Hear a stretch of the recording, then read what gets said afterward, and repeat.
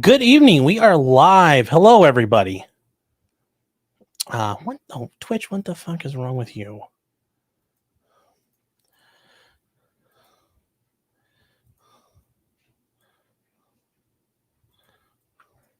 Here, let's see if that works.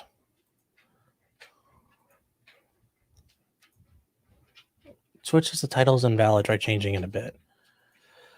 Oh, I guess you can't say ho on Twitch.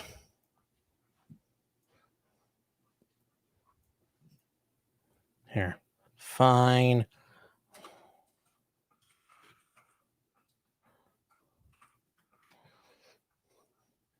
I give it a try on Twitch here because why not? See what happens. Okay, there we are. Apparently can't say ho in the title on Twitch. Whatever. Okay, so hello, everybody. Happy Thursday night.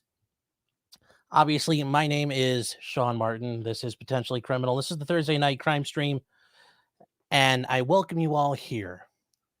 So I hope everybody's had a great week so far. If you haven't, sorry to hear that. Hopefully we can turn that around.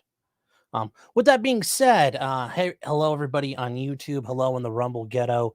Hello to everybody on Facebook, Twitter, and Twitch. If you're out there, I don't know if you are. If you're on Twitch, I don't know if you're going to hang out with Vosh, but go have fun with that. Then also hello to everybody over on Locals. And if you guys aren't aware of Locals, Locals is at potentiallycriminal.locals.com. That is a place where we're able to hang out, get together, talk, do a lot of things that we can't do here on YouTube. Well, because Mama Susan left us a great regime of rules. And I will tell you, you can join, you can be a member for free if you want to support.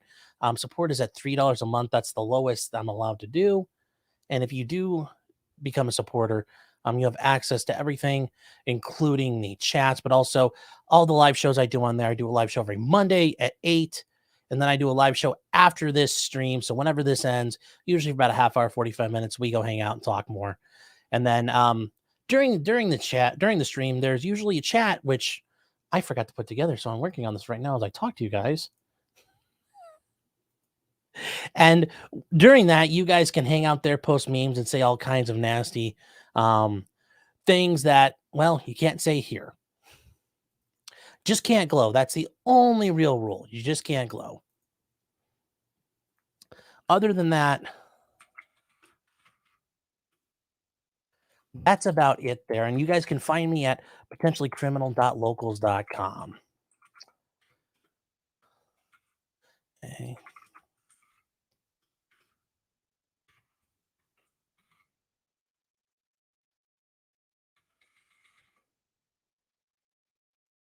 That's all set. Yep.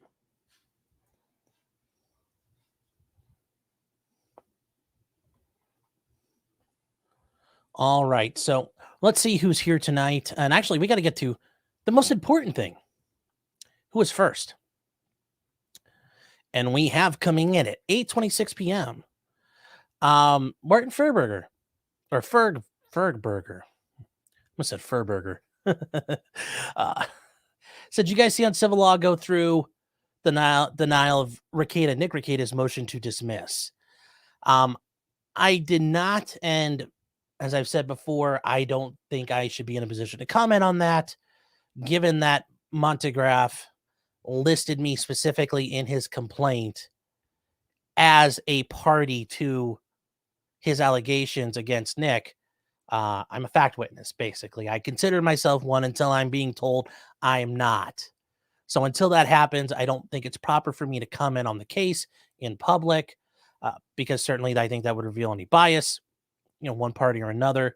And I think it's only proper that I don't. But anyways, Martin, congratulations. You are first, and that's what matters, because if you're not first, you're last. Over in Rumble, though, Winter Soldier, he was first. He says, I can fix her. Now, are you talking about Taylor Schaubusiness or Sarah Boone?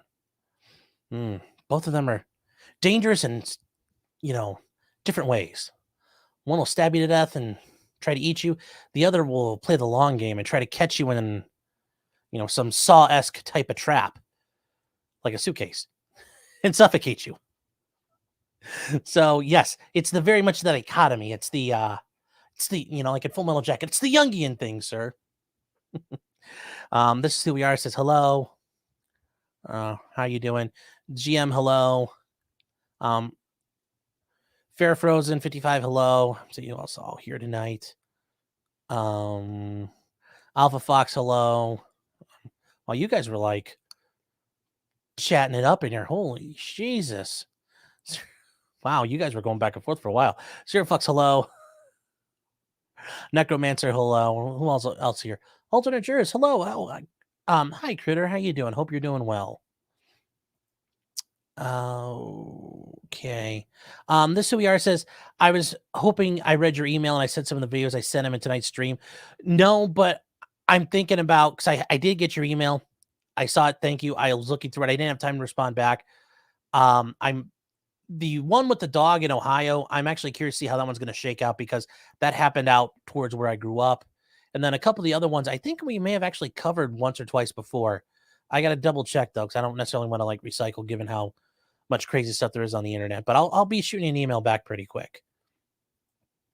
So where is, Parallax, hello. Yes. Bifront, hello. Ginger, hello. You guys are like all just up in here talking. Das Boot, one of the best movies ever made. It's actually also one of the only World War II movies where you root for the Germans.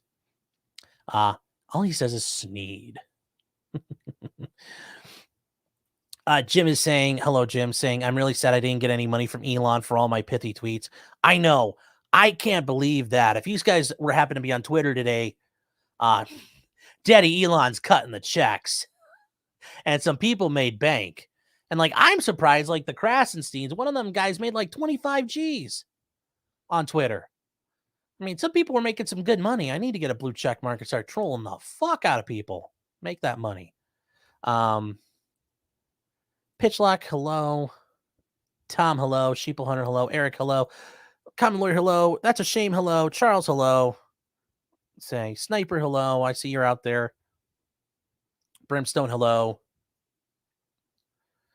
And Monica is saying, hello, Monica. You're saying the Bradley Yohn trial.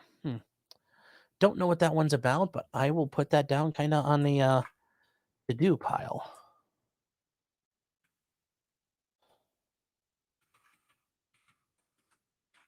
Hoping he did something good and not just like got a bunch of parking tickets.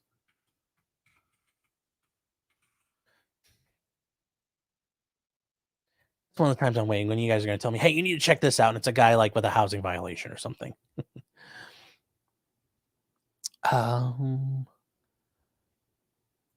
Mitro saying, I don't see a local chat. Yep.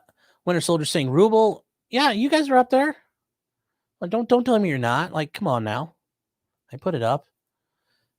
Mitro saying, you don't see a locals chat. It should be up by now. But I just did it. You guys are... Yeah, you guys are all set.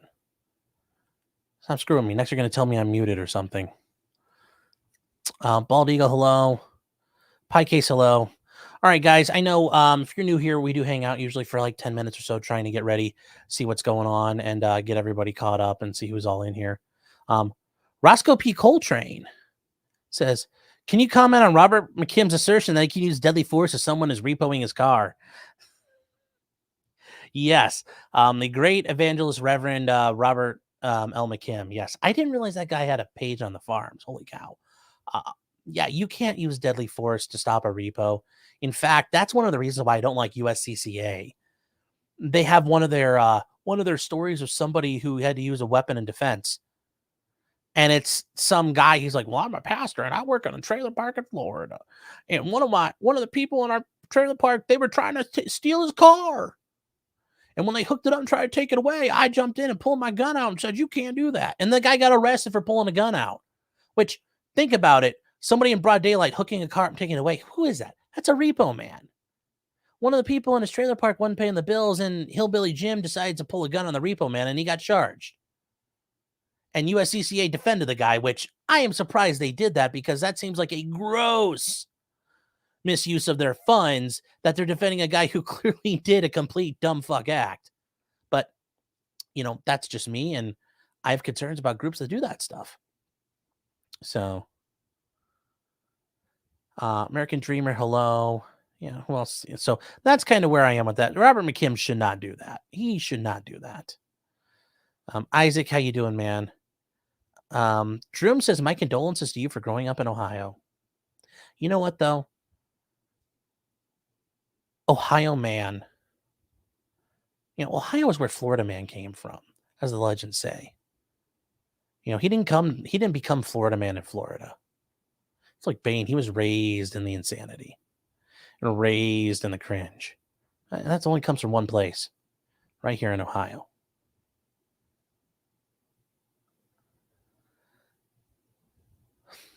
You guys are ridiculous.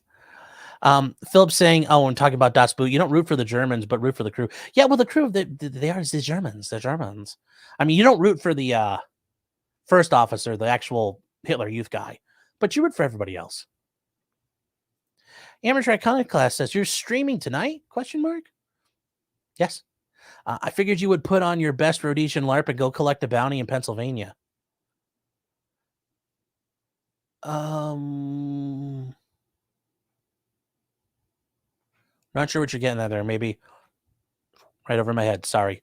But thank you for the super chat. I appreciate the support. But yes, I don't have a FAL, so it'd be really hard for me to do a roadie LARP. That's one of the ones I want to get. Get a nice old FAL done in the Cold Warrior style that DSA sells. It sucks it'll be metric instead of inch pattern, but you gotta deal with what you gotta get. And then I would just, you gotta paint it up with the baby poop green. You can go slot some floppies. Sean, you're muted. Thank you. Rumble's saying offline. What? Guys, I don't know. Rumble sucks. Rumble's sucking tonight. I did everything Rumble wanted me to do. I don't know if it's. Let me know if it's working now. I don't know. I don't know. Parallax actually asking a good question. Can you act in defense of someone else's property? Yes, but it's kind of like self-defense of another. You better make sure you got it right. So yes, if I happen to, I'm sitting in the driveway and somebody walks up, tries to steal my neighbor's car, yeah, I can walk over there and stop him. But you've got to make sure that's the case, and it's not like his kid or his cousin or his brother coming by to like take the car and leave because, then you got a problem. You just screwed with somebody who didn't need to be screwed with. So you can use, you can do that. I mean, it's no different than if you saw somebody coming out of your neighbor's house with a TV. I wouldn't do like what the guy in Texas did and start shooting because that's Texas. But yeah, could you tackle that guy? Could you make sure that he doesn't steal something and walk away with it? Sure. But I'd be very, very careful and make sure you know what you're doing when it's a third party stuff because you don't know what's going on. And if you happen to see it, you might be better off just calling the cops and like letting the surprise happen to that guy.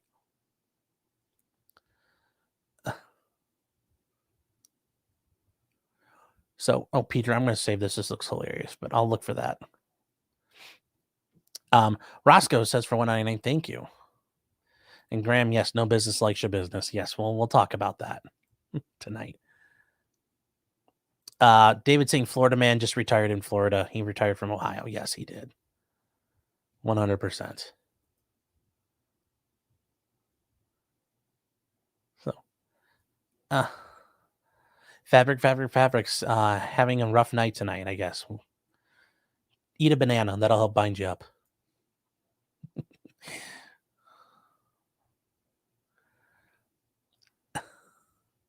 Still muted. Thank you. Fair Frozen is 55 for $5. Thank you. Saying ready for World War III. Yes, I'm in the market for a combat rifle, more so with Mr. Prez pushing that war button. Yes, I will say if you're not aware today, the U.S. Military activated people out of the Individual Ready Reserve, the IRR, which based on the people who are in the military or were in the military on Twitter, says apparently that doesn't happen or hasn't happened before. And that's a big issue because they're going to have to go deal with stuff in the Baltics. So, yes, I guess, yay, we're helping out the Ukrainians. Yay. Woohoo at this point.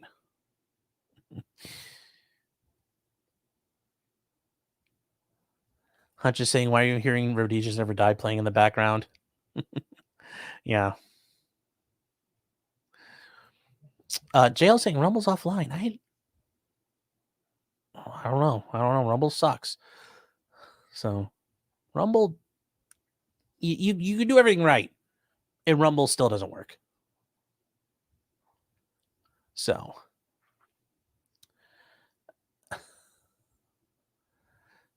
you just got a Rumble notification. Perfect. All right, good. I am all set on that then. That makes me feel better. Fabric. Or Fabrique for $1.99. Thank you. Saying, how do I find cool friends in Ohio? Well, I mean, it's Ohio. We're not exactly cool here, but there's this place called Backpage, and you can tell people you're looking to meet other people in the area, and they'll respond back. It's a wholesome website. I think you'll enjoy it.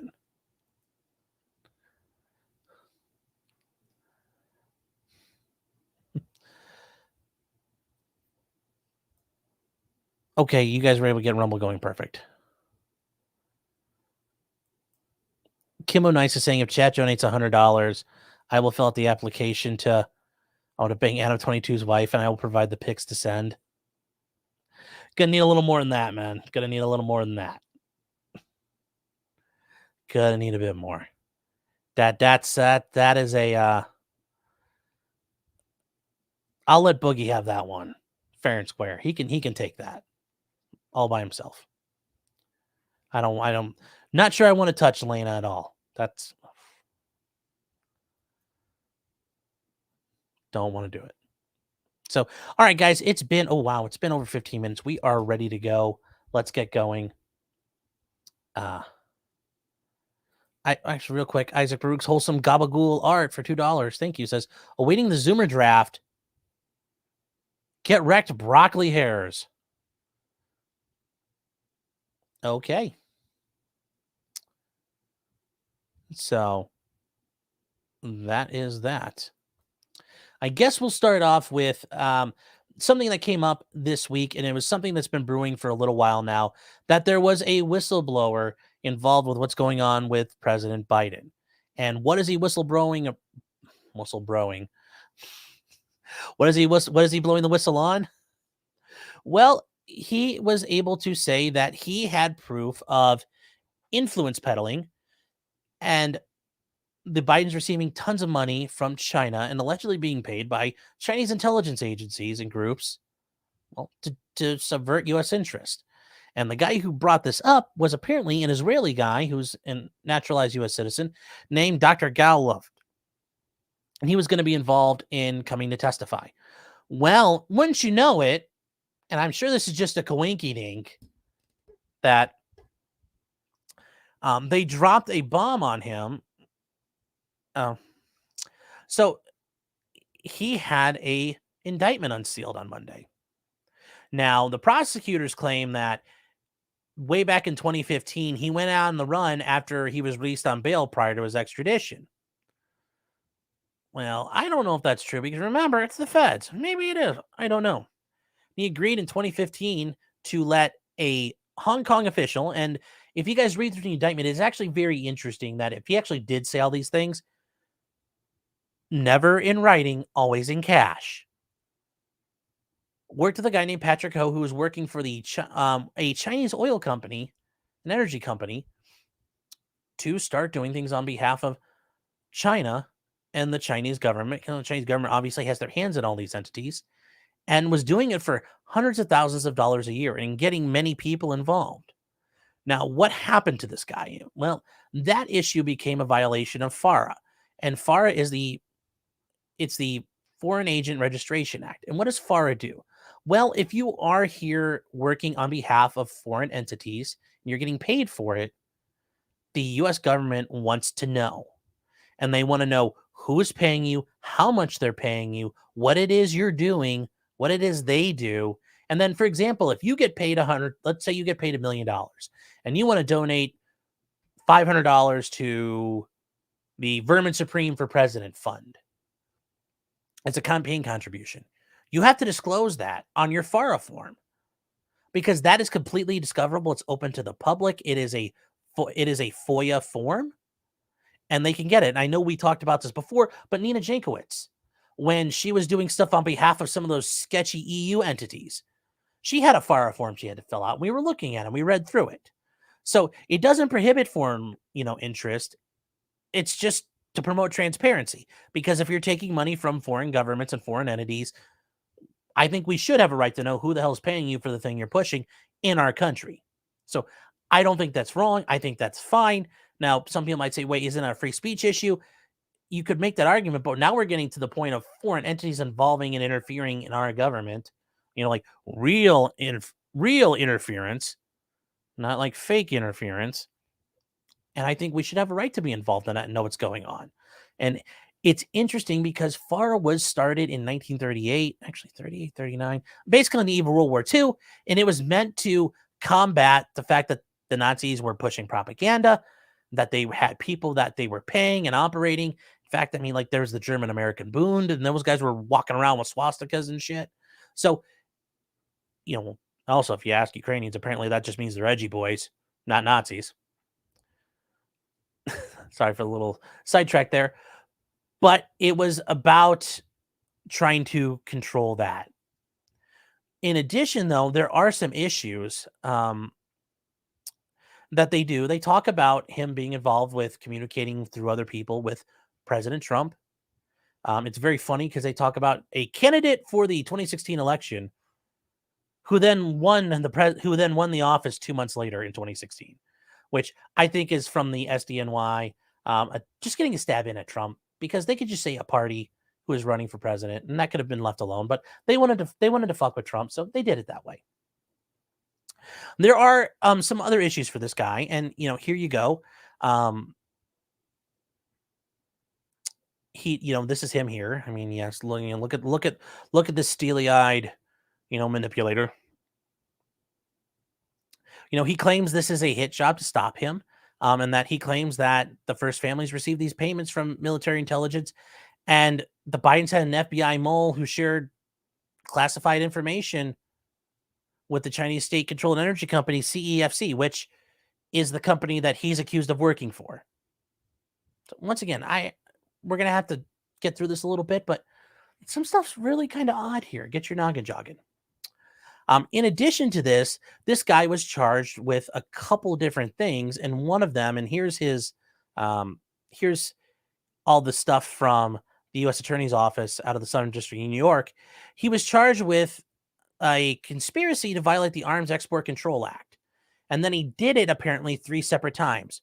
Once getting weapons to Libya, once getting weapons to the UAE, and once getting weapons to Kenya. Now, you might think, wait, well, did he take weapons from America?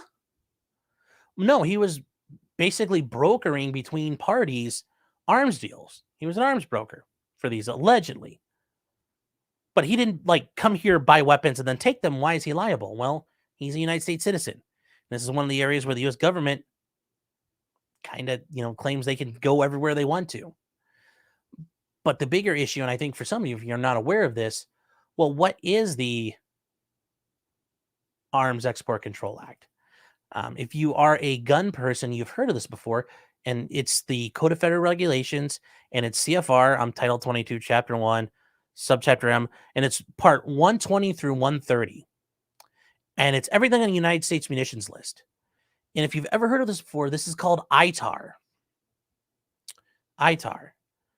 Okay? And ITAR governs things on the munitions list. And this has actually been an issue for people dealing with things in Ukraine because the munitions list covers a lot of things. And you'll see if you go on the websites for guns, gun parts, and simple things like a muzzle brake. Well, that's ITAR regulated. And you'll see they'll say international traffic and arms regulation is govern this. And if you want to deal in that, you have to pay a tax and you have to be licensed. Well, what does it cover? Well, here's, part 1, firearms. Any firearms up to 50 cal, okay. But they also talk about, fully automatic shotguns, silencers, barrels, and here's the thing where it gets to. barrels, receivers, frames, bolts, carriers, slides, or sears designed for these articles.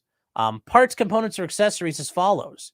And it just goes on and on and on, guys. Like, there's all kinds of stuff you can't ship overseas without permission from the government.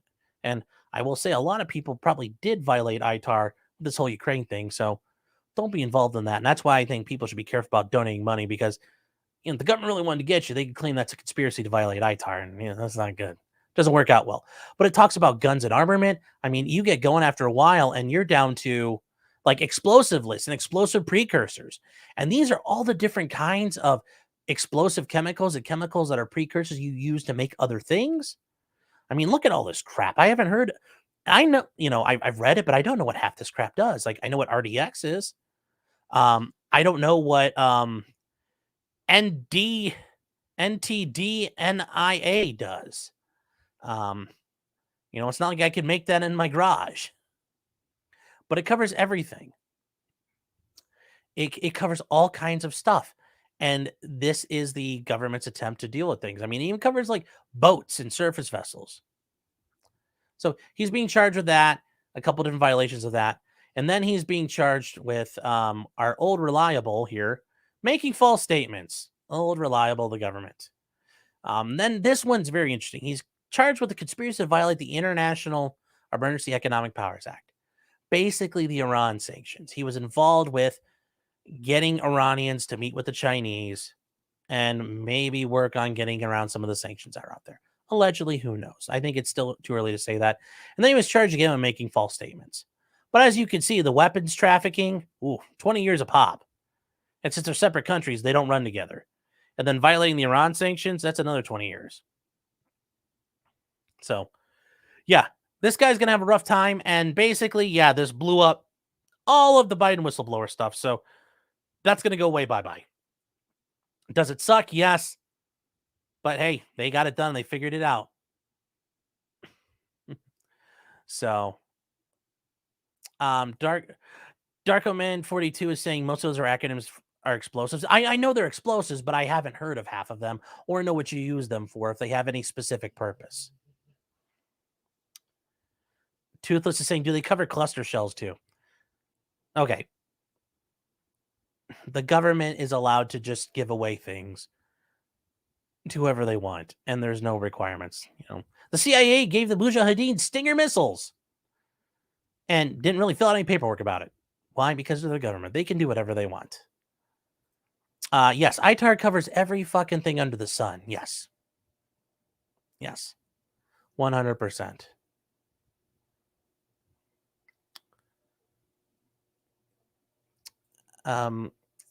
Kim was saying they tried to get me for shipping routers and electronics to Turkey years ago for violating ITAR. Yeah, for a while there were some issues. For example, there was a encryption program called Pretty Good Encryption, PGP. It was a private encryption program you could use. Now, the idea that it wasn't ever involved or compromised by the government, I don't think is ever true. But they claim that there are, and to be fair, there are some computer programs and kernels that are considered weaponized. And this encryption program, at the time, the government didn't have access to it, tried to say this guy was operating a weaponized encryption platform. He made it available online for people to download all over the world. He violated ITAR. Ended up becoming a big legal battle. And eventually the government dropped it because they realized the court was going to rule that this is free speech. He's not violating. He literally just made something for people to communicate privately. But there is a lot going on there with it. So the one thing I will say, though, because somebody just brought it up as an issue, is, and we're going to insert this into the list tonight. Well, actually, we'll just move on from ITAR, but we'll talk about weapons trafficking. When the government's giving weapons to somebody. In this case, U.S. government's giving weapons to Ukraine. Yes, the wonderful country full of people screaming Gibbs, Gibbs, Gibbs. At this point. Amateur iconoclasts saying, are swords on the list? Actually, I don't know. Maybe. I wouldn't want to find out the hard way.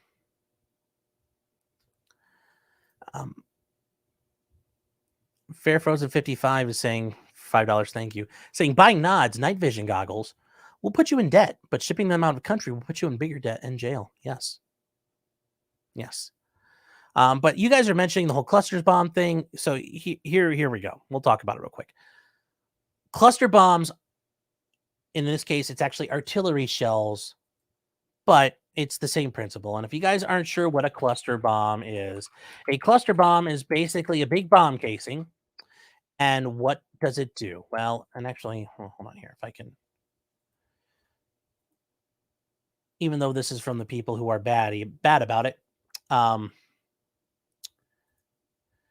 a cluster bomb is a munition that you can drop or fire out of an artillery cannon that allows you to, instead of having one big explosion, you make a bunch of little bombs that fit inside the casing, and then right before it hits, they shoot out everywhere. And instead of that one big explosion, you have like 100 little explosions.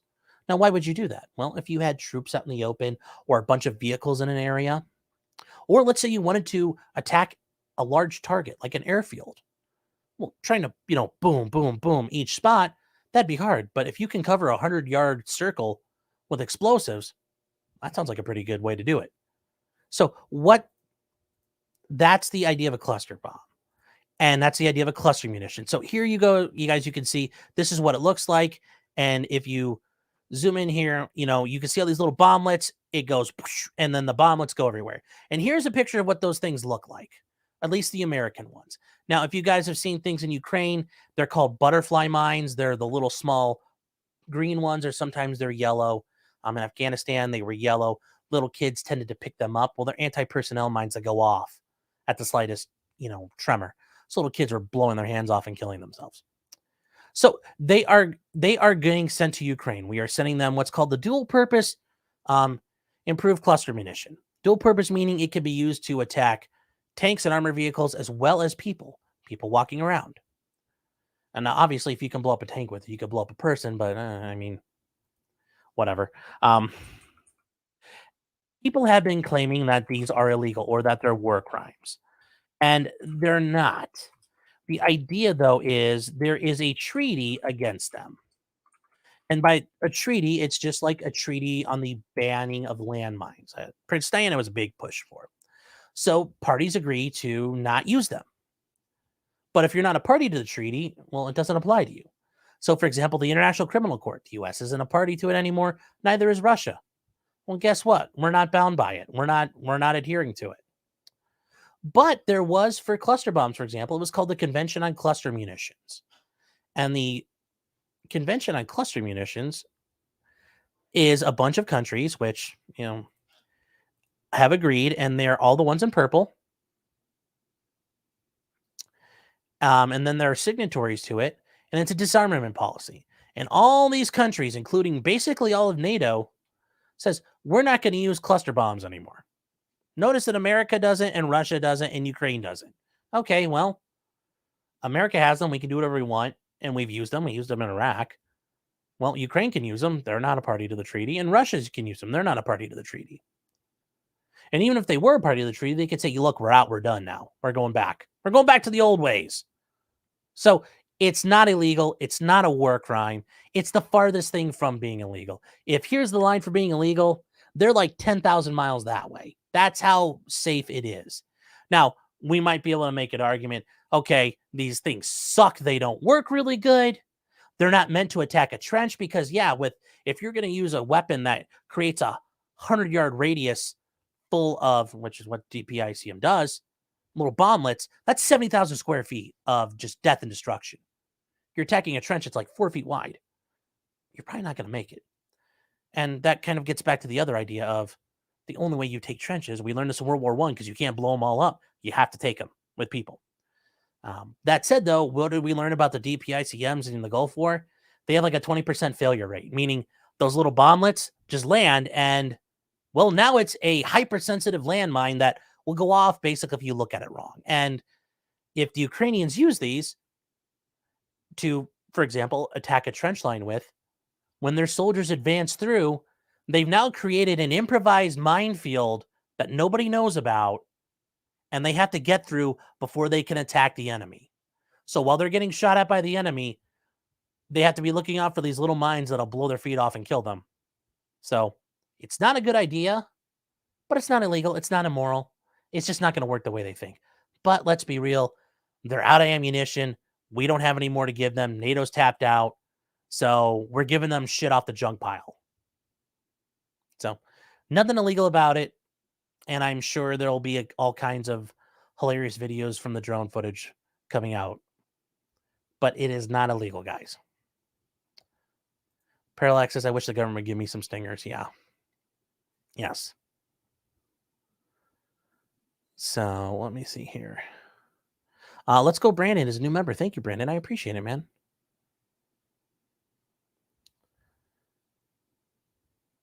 What's Porcelain Thunder? Are they filled with caramel clusters? Yes, that's it. So if you find one, pick one up and shake it. And the caramel falls out. Pyramid 7 says, are they like daisy cutters? No, the daisy cutter was a really big bomb. They shoved in the back. It was so big, you have to shove in the back of a cargo plane. And they made these during Vietnam. They shoved them out the back. It had a big parachute that held it so it didn't drop too fast. And when it got to tree height, it would detonate. And its job was to blow a big hole in the jungle, big enough that you could make a helicopter landing zone and use it. That's a daisy cutter. So completely different thing. Jacob Castro says the duds look like toys. Yeah, they kind of do. And that's the issue. When these bombs, the ones that don't explode, tend to become what's called UXO, unexploded ordnance. And, Ukraine 25 years from now, because the war will be over by then, you're going to be hearing about kids and farmers blowing their legs off because they're running across these at some point. So. Harper Warble says the USA signed this treaty. How about Russia? Nope. Isaac Baruch is saying for $2, $82 billion for flamethrowers next. Well, I don't think we probably have a couple, but not enough for like anything there. This is who we are. Says, didn't Jen Psaki say using cluster bombs is a war crime? Yeah, but all she's good for is the fact she's got like some monster knockers. That's the one thing she's got going for her. I will give her credit for it. She got some big old hooters. Jim is saying, are these the smart bombs the smart cluster bombs that target heat signatures? Are these the only ones that just randomly spread out? These are the ones that just spread out. A bukkake of explosions, basically. These are 1980s tech. And they were, we had them on the junk pile. We haven't used them. We're not going to use them because they're so unreliable.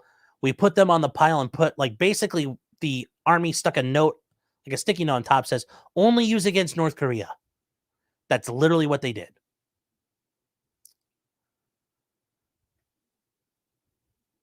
Let's go, Brand saying, did I get a shave, haircut, a facial? What am I missing here? I did get a haircut. A little shorter on the top than I anticipated, but whatever. Amateur Iconoclast saying it's only war crime if you lose. That is also another true thing.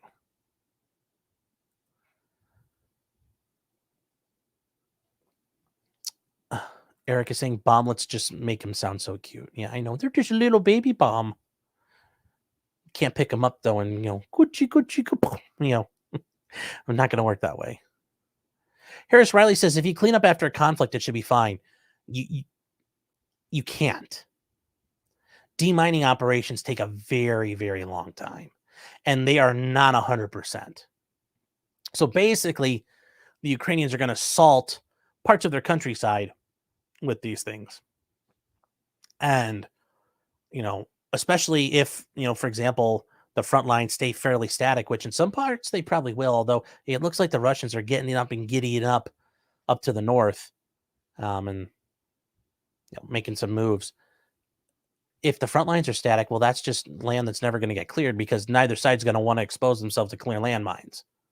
So, yeah. Rich is saying, why did a comment just get yeeted? Where? I didn't see it in the chat. What got yeeted? Somebody may have retracted a comment, but I didn't see anybody get yeeted. Eric Fulms is saying, so Ukraine is losing? Well, they're not winning. There is no "Are you winning, son?" for them right now. We're at D plus 40 of their offensive, and they've only made it like 2 or 3 kilometers, and they have to get 30 to get to the nearest city and through the defensive lines, and maybe another 50 or 60 to get to the Sea of Azov. So yeah, no, they are not winning. They are not winning.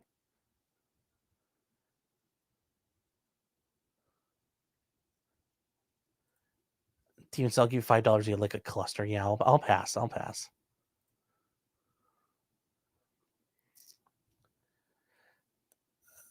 Prue Navarro says, I miss President Trump. Yeah, I do too.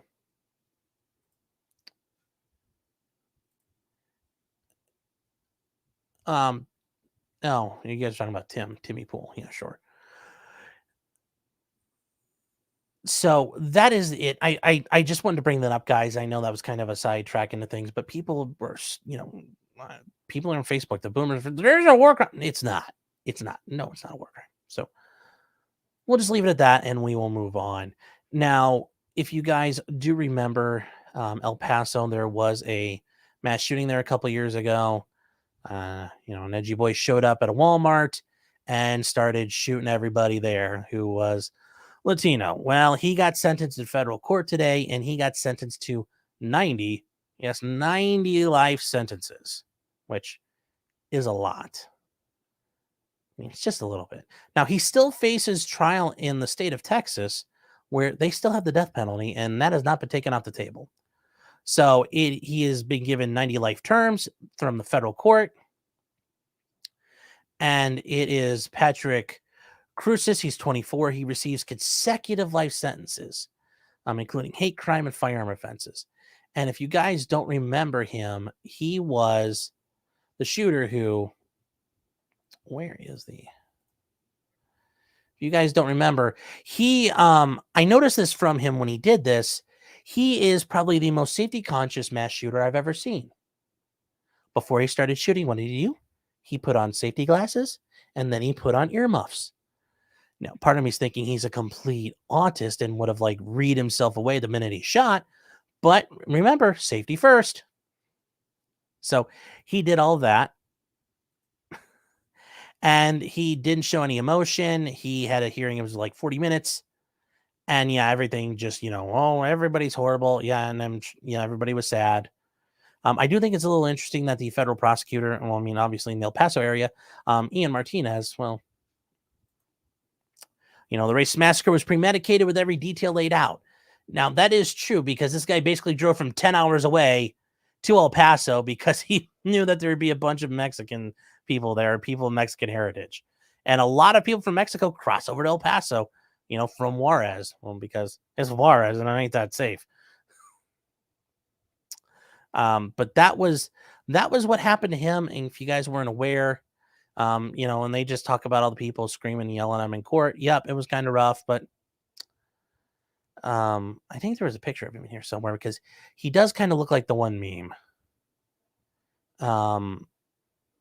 He looks like the he definitely kind of looks like a soy jack face, but he got 90 years, 90 life sentences. He's not going anywhere anytime soon. So happy trails, partner. There, GM saying there goes another chat. Nope. Somebody's retracting their chat messages, but nobody's deleting them because my mods don't delete. They know the rules. They don't delete. Kimbo's saying, wait, why did he do it? He didn't like Mexicans and Latinos.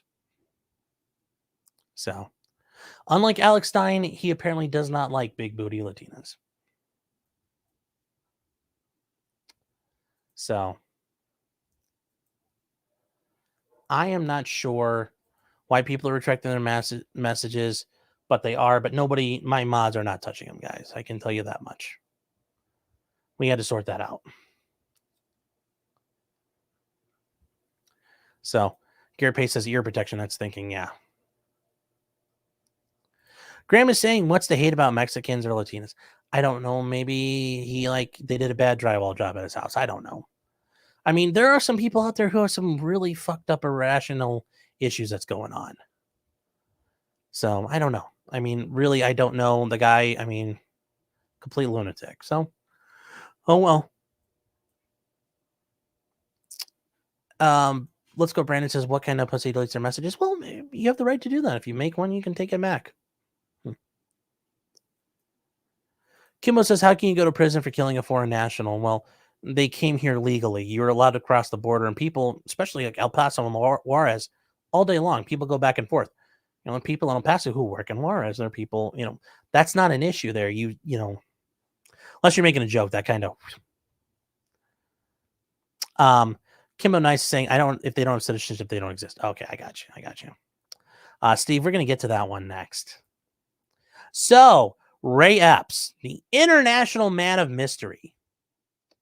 If you guys don't remember Ray Epps, he was the gentleman on the night before the fun on January 6th, screaming about, we need to go into the Capitol building and we're going to do it tomorrow.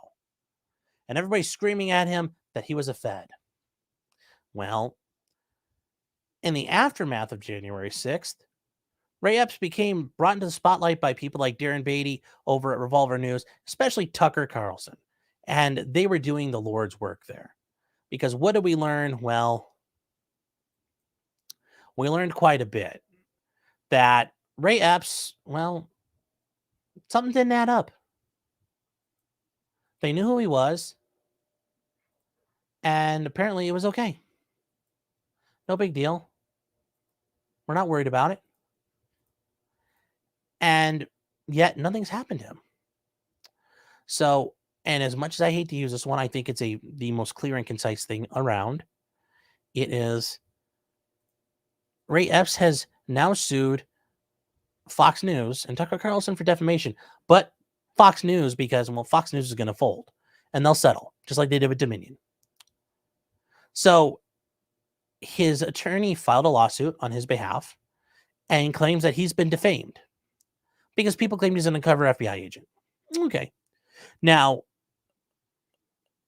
this is Ray Epps. This is him here at the Capitol, dressed in all his crap that he was like the night before. If you guys don't remember him, that's who he is. Now, he says the only time I've been involved with the government when I was a Marine in the Marine Corps. Well, okay. Sure thing, Ray. Now, why do I say sure? Well, we have a lot of issues and things that don't add up here. And what doesn't add up? Well, we watch his lawsuit and it's been filed. And what we find out from him and his attorney, well, some things that get your noggin jogging. So we'll start at the top.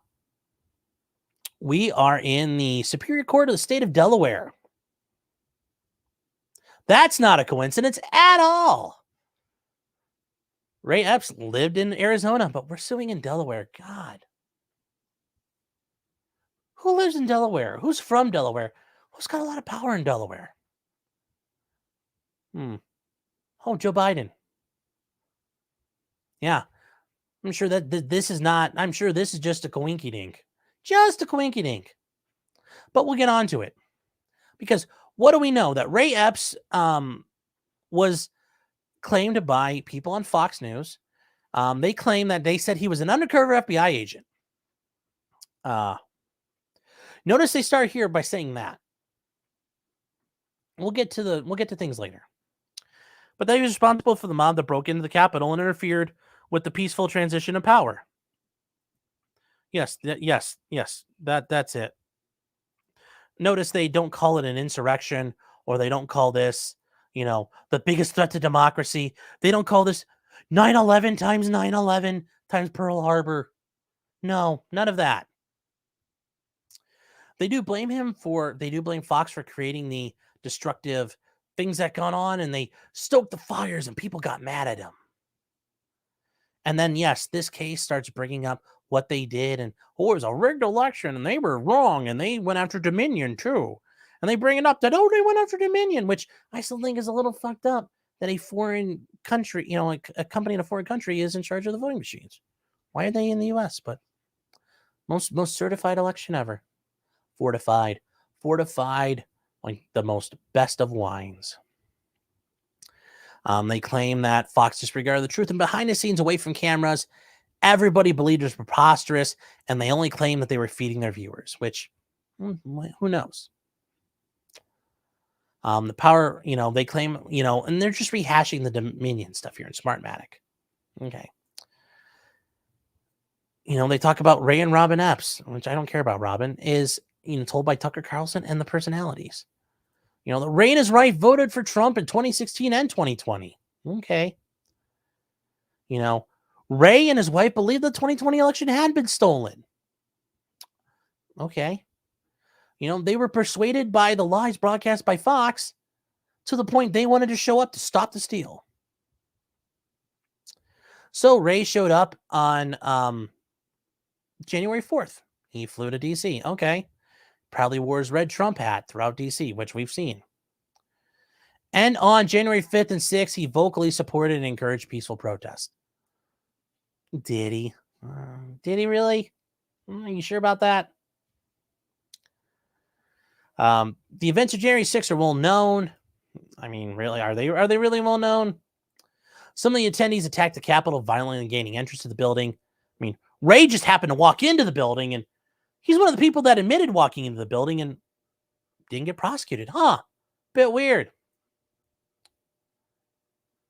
As many as 2,500 people illegally entered the Capitol building. So that includes your client, counselor. I'm not sure you want to include the fact that, yes, my guy committed a crime. What does that do for you? No, my guy's a criminal. He's one of the insurrectionists. He's not an FBI agent. He's just a dirty insurrectionist. Does that help your claim at all? We defamed you and said you're a Fed, but in reality, you're just a criminal like all the other people who got crime prosecuted. I don't think you should have put this in there like that. I think you could have worded that a little bit differently, but because now you're admitting your client did criminal activity. Because Ray didn't have the right to go in. None of them did. I mean, dude. This is like some Reddit level stuff here. I bet his attorney typed that up.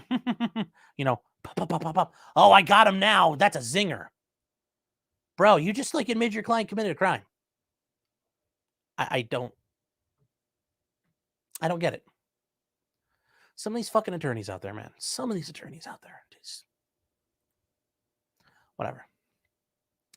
So they talk about that Fox, they needed to mask their culpability. They needed a narrative that did not alienate its viewers. So they picked on Ray Epps. At first Fox tried to blame Antifa. Well, there were people from Antifa that had problems there. Okay, well. As information about the riots circulated, the false narrative became disproven. And after everything with the voting machines fell apart, they said they needed a scapegoat. Who did they settle on? They'd settle on Ray Epps. And the lies that he was a federal agent. Nobody said he was a federal agent necessarily, but that he was involved with the feds. I mean, he could be a CI, an asset, an informant, confidential informant. The idea that he was an actual federal agent, that he went to the federal law enforcement training facility, and then he was, went to the FBI Academy at Quantico. Nobody ever claimed that. I don't think anybody ever thought that about him. That he was a snitch, that he was on the payroll of the FBI. I mean, that one, sure. Sure, I think we'd all agree with that one. These lies have destroyed Ray's and Robin's lives. Whose lives got destroyed? Like the lectern guy. The guy sat at Nancy Pelosi's desk. All the people that have basically been nuked by the judges in D.C., their lives have been destroyed. I mean, you got caught on camera saying some sketchy shit, and then people are reasonably drawing inferences, Ray. That's what you get, man. You fucked around, you found out. So, they talk about they lived in Arizona, and in May 2020, they lived in the state of Utah, where they currently reside. So why are we in Delaware? I mean, it's the Delaware Corporation thing, but do you really have to do that there? Or is there a little more to it? Like, who runs Delaware? Anyways, they talk about all the entities Fox runs, yada, yada, yada, yada, yada, yada, yada. And they talk about Tucker Carlson up until April of 2023 when Tucker got canned. He was an agent for Fox, and yes, and they apparently think he remains under contract with Fox, which I don't know if he does. Who knows? I don't think we really know for sure. And they claim that it was reported one of the bases for the decision rested on his defamatory attacks on Epps and the fact that he wouldn't stop talking about it. Well, they do start talking about Epps being poorly cast as a villain. I mean, kind of set yourself up for that if you really aren't. He's a former Marine. He loved America. He loved America, goddammit. Loving America. He voted for Donald Trump twice. He's an avid and loyal Fox viewer and a fan of Tucker's show. When they talked about the election being stolen, Epps was listening. He believed Fox. And when he kept hearing that Trump supporters should let their views be known on January 6th, he took that to heart. So he tried to attend the Stop the Steal rally, and he did show up. But he also went with his son. Aww. So there are some text messages here. These are not really relevant. Okay, yeah, great. He went to there. I'm not worried about that part. He showed his family their things there. But as he kept on doing in the night of the 5th, he decided Marines need to be at the front. When he arrived in between the two crowds that were starting to clash, he was trying to keep the peace. Not let the cops do it. He wanted to help. Okay.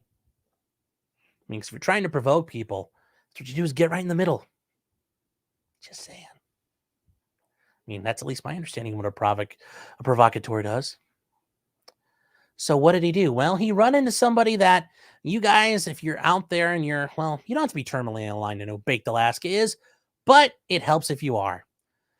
Baked Alaska was out streaming, and I remember watching this stream. And he was hanging out with Baked Alaska. Epps determined, based on his observations of Baked Alaska that night, Epps believed that Alaska was seeking to incite violence against the police. What are his observations? Is he trained in how to observe people and determine whether or not they're going to be violent?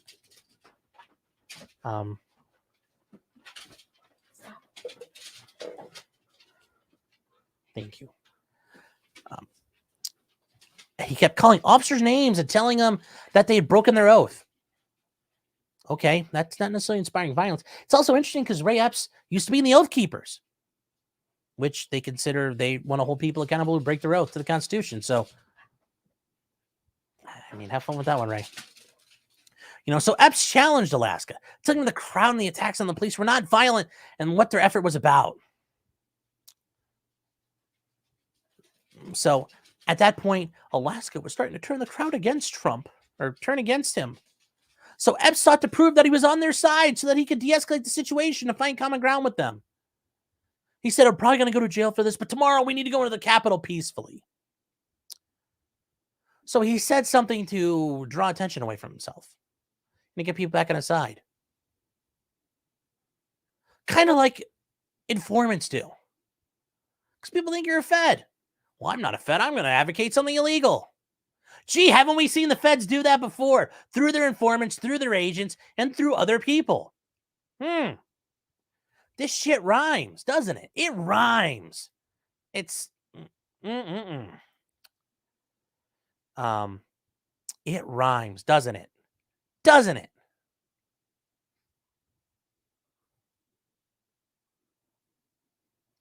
Boof Doof says de-escalate. That's a fat stretch. And then we have we'll get to Steve Gosney here, already casting his vote. I believe that Epps is a Fed. Well, vote. Yeah, well, we're not done yet, Steve. We'll get to it. So, Hunch, we'll get to that in a minute too, real quick. That's a funny point. Oh. You guys are making jokes about the Marines. The Marines are nice people. So what did we learn more about this? Well, we learned some things. At the time, Epps believed that the rotunda was open to the public, like it had been when he visited D.C. a decade earlier. Are you really sure about that? The next morning, Epps attended the rally on January 6th, where the crowd was going to show up in March. Okay. So Epps arrived at the Capitol, and he made his way to the barricade, separating protesters from police. Because, again, Marines are always in the front. So are provocateurs and snitches and informants. He sought to defuse the situation. And when the agitators became more riled, he tried to keep them calm. Apparently didn't work. So, good job with that one, Ray. One video shows up speaking of a protester named Ryan Samsel at the first barricade, just before Samsel helped breach it. Yeah, I've seen that one.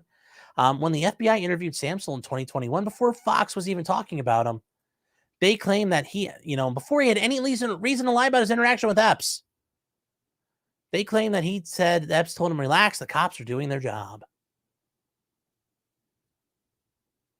Okay. Apparently he didn't want to tell anybody else that. Just this one guy. So it gets better, though, because Ray doesn't just stay right there at the barricades. Despite the efforts to calm those around him, the crowd pushed on through the barricades, rushed towards the Capitol. Well, Epps followed, because that's what you do when shit's falling apart. You keep going along with it. Guys, come on back. We can fix this. Please, can't we all just get along? Yeah, that's what you do. No, it's not. Get the fuck out of there if things starting to fall apart. Unless you're involved and you're supposed to be there. Because somebody told you to be there. Just saying. It just seems a little iffy to me.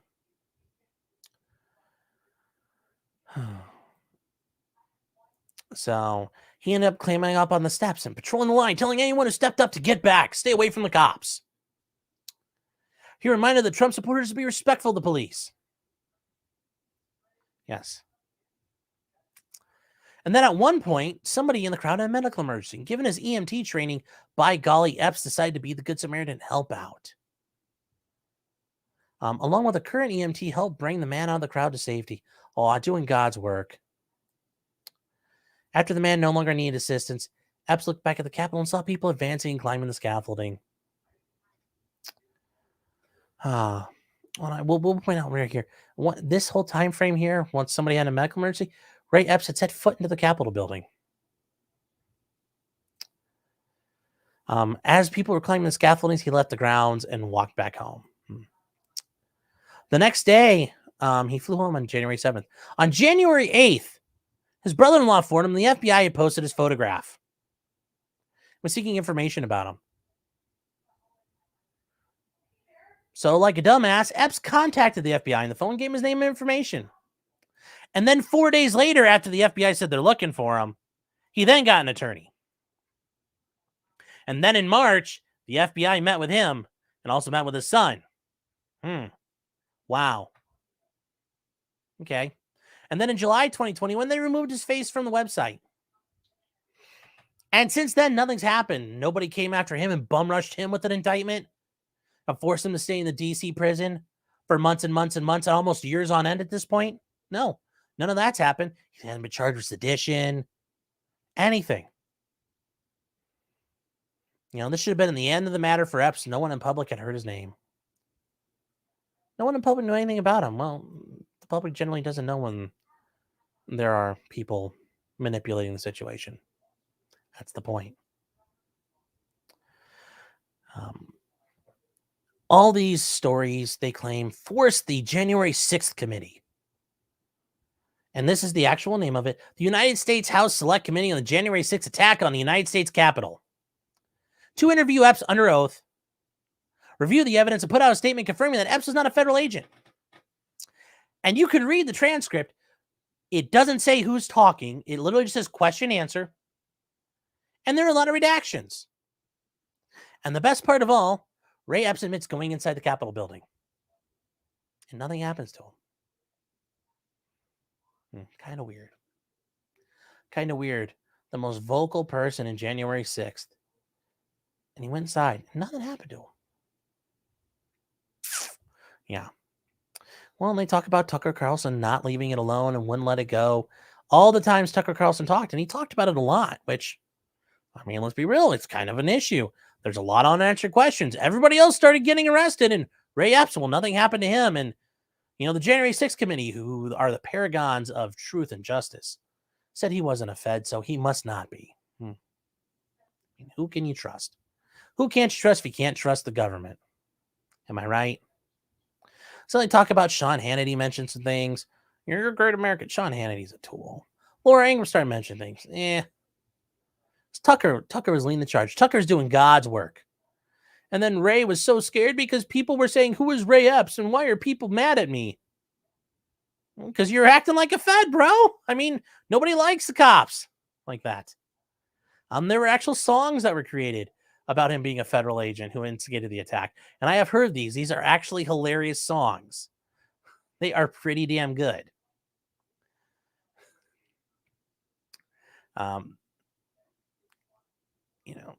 They claim that Tucker Carlson knew these were fake, but he didn't care and he went ahead anyway. And what do they use for that? Well, they use the senior Fox producer who got fired, Abby Grossberg. Because I'm sure she's doesn't have an axe to grind. And they cite from the Dominion lawsuit. They just yank right out of it, which is kind of lazy. And they also have some deposition information included. But what I think is more important here is from the January 6th committee, some of the transcript was included here. They say, question, did you ever in the Marines or in the job that you just discussed, were you ever, notice they don't include the job he just discussed. What was the job he just discussed? Did you ever work in law enforcement? No, sir. Did you ever work for the FBI? No. Okay. I just want to clarify, they ask, you didn't change your mind because you had been talking to the FBI or law enforcement, correct? He's saying, nope.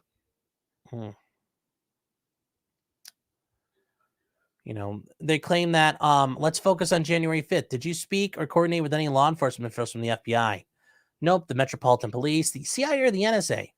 They're only asking for so many groups. Instead of saying the CIA or the NSA, they would have said anyone from the intelligence community. Just like when guys, it's what they say, but it's also what they're not saying. Just like the whole White House thing last week with the Russian negotiators.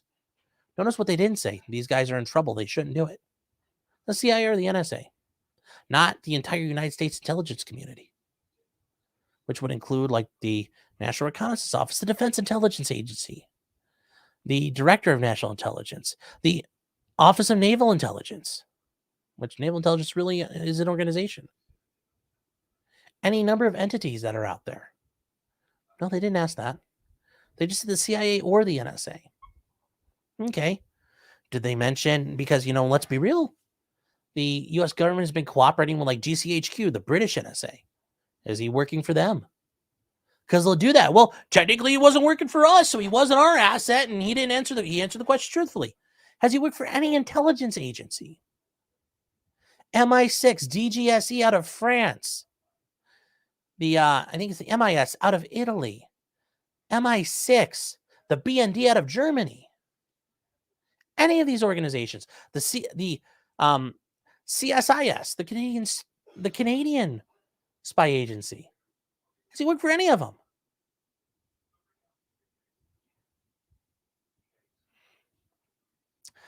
Did any other other officials, other than the folks you mentioned earlier, you may have interacted with the plaza where you were de-escalating? Well, no, he's not going to have his Fed handlers come out to him in the middle of the thing. Did you talk to any agents while you were in D.C. on January 6th and 7th? Nope. Anybody from the CIA or the NSA? Nope. Okay, once again, just those two agencies. Remember, there's a whole world out there. Mr. Epps, and they if you talk to anyone, why can't we know who's who there? It's to make this convoluted and not clear. But they could say, look, we have a transcript.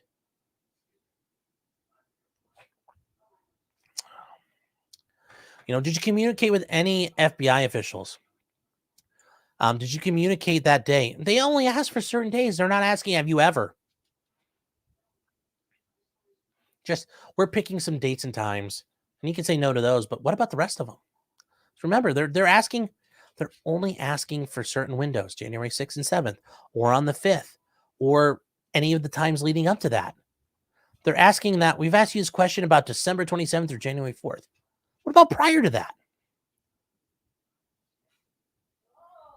Remember, it's all about what's being said, because you can also see what's not being said. And why I say you can see it, well, we're reading it. But yes, it's important to hear what's not being said. And then this part here, I just, and I know you guys might be getting tired, but I'm dwelling on this because I read this and I was so fucking angry. So fucking angry. Amateur Iconoclast saying, did he work for the GRU? And he wouldn't work for the GRU because that would be Russian military intelligence. He'd probably be working for the FSB or the SVR. But if he was doing that, I mean, yeah. And Pyramid 7 is right. The Five Eyes, the Anglosphere intelligence sharing group. New Zealand, Australia, Canada, and the United States, and Britain. Yes, he could be working for all those other ones as well. Who knows? But this part here, guys, and I know we're spending a lot of time on it. It's just, we have to talk about it. They bring up, apparently, one of the January 6th defendant's attorney, Nick Smith, an attorney from one of the Proud Boys, told a court in the media there's a swirling notion that undercover informants instigated January 6th. That's not our belief. I think it's slander, actually. I mean, I guess here's the thing.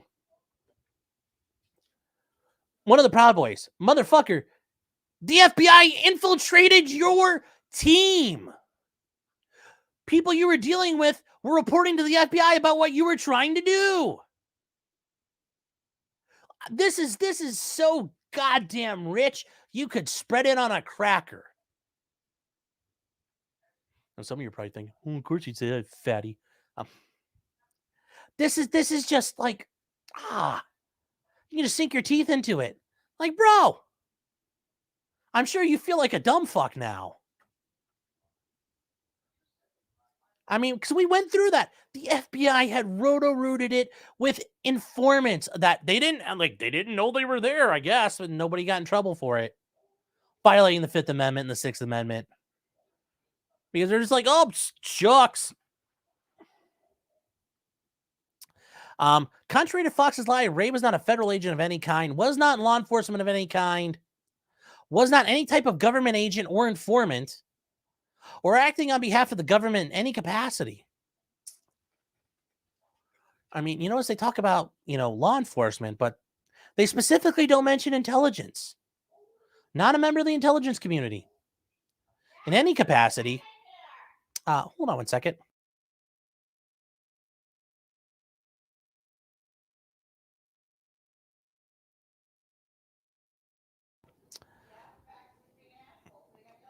I get it. The dog is being an asshole. Apparently, the dog is being an asshole. In any capacity. Well, I mean, it's a good thing like that the intelligence community has non-official cover for people. And some of you might be thinking, why is the CIA operating on American soil? Yeah, I'm sure they're really broken up about violating the fucking law.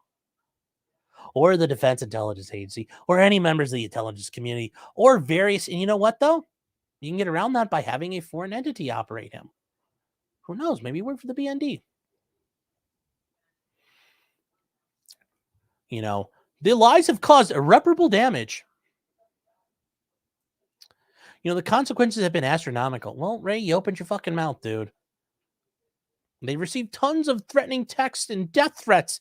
They've received death threats. I'm sure they have. Well, oh, well.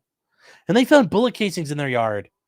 Yes, I'm sure that totally happened. He found the one bullet casing sitting in his yard. No one. Some of the voicemail threats include, I'm bunch of bullshit. I'm not worried about it.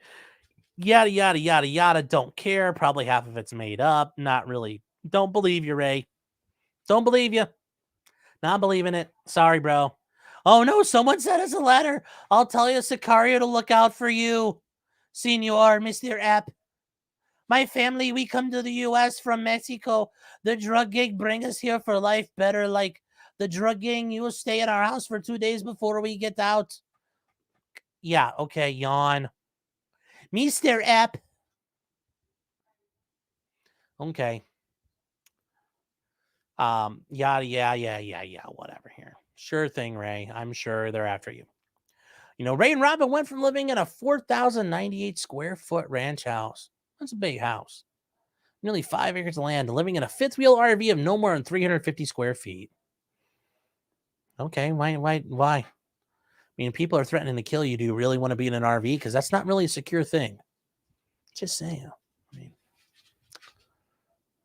and they're forced to give up their dog breeding business and their wedding ranch and Oh, yeah, it's so sad. Oh, no. Yeah. But they point out that in May of 2023, the department just notified Epps that it would seek to charge him criminally for the events on January 6th. Well, notice this part here. 2.5 years later. Well, remember, we talked about this before. The DOJ is going after like up to 2,000 more people. And you know, the neat part, they told them in May they were going to do something. And it's partway through July now, man. Nothing's happened. Where's the indictment? Where are the charges? When are you going to retain? When are you going to hold them without bond in the DC jail? Waiting to hear it. Hasn't happened yet. And this part here, it's like, okay. Although it was difficult to believe the DOJ would have pursued this monitor, Fox hadn't focused its lies on Epps. So you're saying the DOJ is manipulated by media entities? I mean, I remember we're saying a lot here, man. We're saying a lot. Probably not the best thing, right? Ultimately, the criminal charges conclusively demonstrate the falsehood of the story that Mr. Carlson told Fox, and Fox told about Epps. No, it doesn't. Informants get jammed up all the time. The government and the police sell out snitches on a daily basis. Why? Because they're snitches, and no one cares about snitches. That's why you don't be a snitch. Other than the fact you might get killed for it, and nobody likes you, well, you always get screwed at the end of the day. Because you betrayed the people you gained the trust of. Well, how can I trust you if I'm the police? You sold people out you cared about. But, you know, ultimately the charges, they haven't been filed on. I haven't seen them. What's happened to them? Nothing yet. You know, Epps was not a federal agent. Mm-hmm. Had the Department of Justice charged Epps in 2021, Mr. Carlson would have hailed Epps as a hero. Yeah, because it would have shown that he probably wasn't a bad guy. But there is an issue. The police did not do that. A reasonable person could draw an inference he is an asset, an informant, or some kind of entity that's on the payroll or protection of the FBI or somewhere in the intelligence community. Maybe even Army counterintelligence. There were all kinds of Fed boys running around DC at that time. So yeah. If it happened, the fates, things just aligned that made you look like a snitch. I mean, sorry, that happens. Is it reasonable for a person to believe? Would a reasonable person have reason to believe this guy is working for the government? I mean, to look at this and say no, I mean, you'd have to have a hole in your damn head. But anyways, yes, it was so horrible. They count one defamation per se, yes. Once again, I think it's hilarious. Well, no, he's not a federal agent. He's a criminal just like everybody else at January 6th. I still don't think that's the flex you want to do, man. Counselor, I don't think that's the flex you want to do. And we get through it all the way. I'm sure, I know, I think Robert Gavea covered this earlier today, but it's just, he covered probably a little more in depth than I did, but bunch of bullshit. Yes, we're going to save those changes. Jacob Castro says make deportation great again. Sure. Sean, 100% right. Thank you. I wish I could have used your endorsement at other parts in my life to say, look, see, other people think I'm right. Pike says, sounds like your choice there, right? Yeah. Airphone says, Mr. App. Yes. Oh, no, Mr. App here.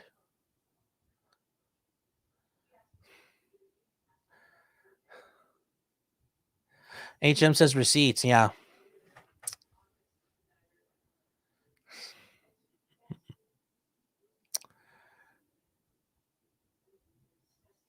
Steve Gosney, how are you doing? I hope you're doing well, man. Seen you around, so hopefully you have a chance to talk again soon. Saying, why is the government so intent on force-feeding the people a milkshake of lies? If they can get us to swallow the first swig, the next dozen will be easier. To what end but tyranny? Very true. Very true. Ag Biochem is saying, damn it, Clyde. No, not Clyde. We have other dogs. He's a little too fat for me to pick up. He weighs about 100 pounds, so I can't pick him up. But if you go on locals, you'll have seen pictures of him.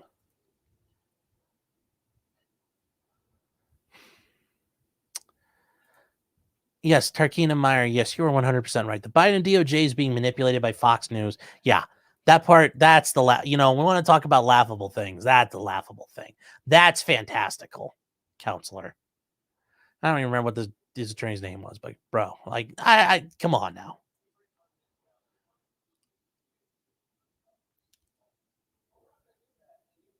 J-Rock says, feel free to quote me. I'll use that in the future when talking in the future, Mrs. Martin, about issues. We'll do that. Oh, hold on one second. You want a buddy? Oh, okay. Well, we got a doggo stream for a minute.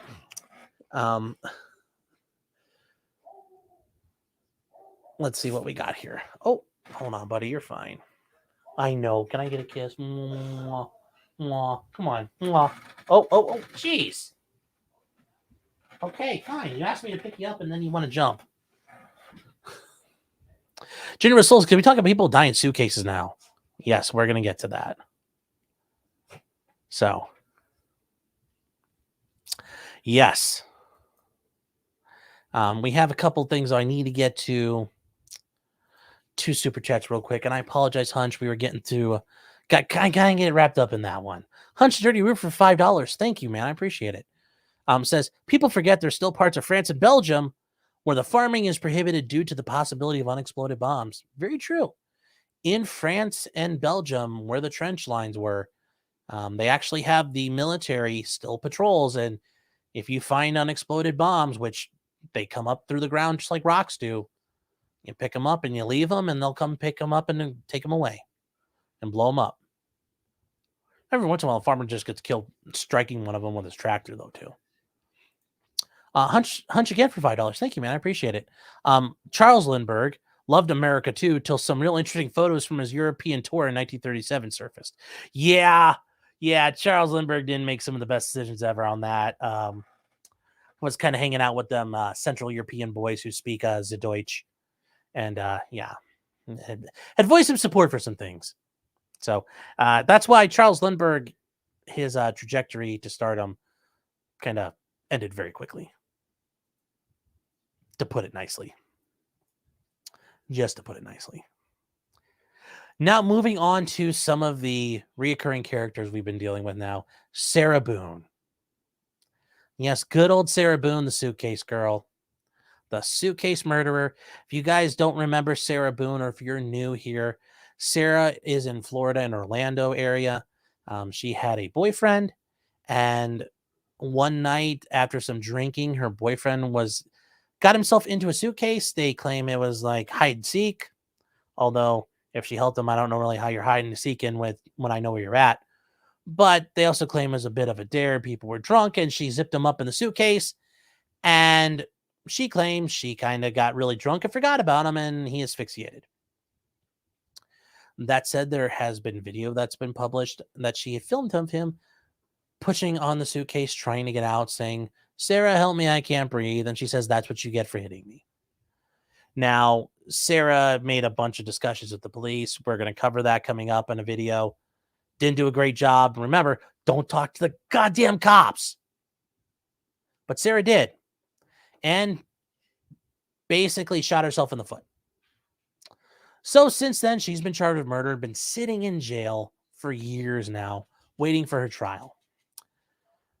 She's written numerous times to the court that her attorney has not been there for, has not helped her, and that things are problematic. Well, that is where Sarah Boone picks up. Allegedly, she has sent out a letter. It has not been uploaded to the court's website. I checked right before we came on just to double check, and there's nothing there. So I don't know when we see it. We'll definitely go through it, read it page by page. I'm sure she's going to bitch and complain that her attorney's still not seeing her or working with her. So who really knows? Pyramid 7 says human trafficking. Eric Fulm says human packaging. Oh.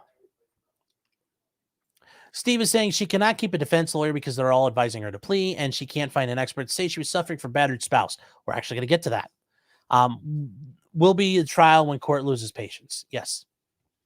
Yes, she has gone through attorneys, but she keeps on claiming that her current attorney has not worked with her or cooperated with her. Like I said, I think that's not 100% true, but I'm thinking a little bit of it is, especially she's claiming, like, I keep calling you and your phones don't work, and other people have tried to call you and your phone numbers are not working. That's an easy one to disprove, and he's never said that's not like she's lying. And I'll be real. I've had, friends like, oh, I haven't seen this guy. I'm like, Your Honor, I've talked to him. I've sent him multiple letters. I've tried to call him. Like, yeah, I'll jump in and say, like, he's lying. So I don't know why he hasn't really done that yet. Pyramid saying it's a magic trick gone wrong. Yeah. Pie Case is saying, how many attorneys has she gone through? Quite a few. A lot, actually. I think like 7 or 8 maybe now. 6 or 7, maybe 8. So, yes, she has a hearing on the 21st, and it sounds like it's going to get continued. And Ginger with the Soul says the spattered bows. Yes, I need to work on that coffee.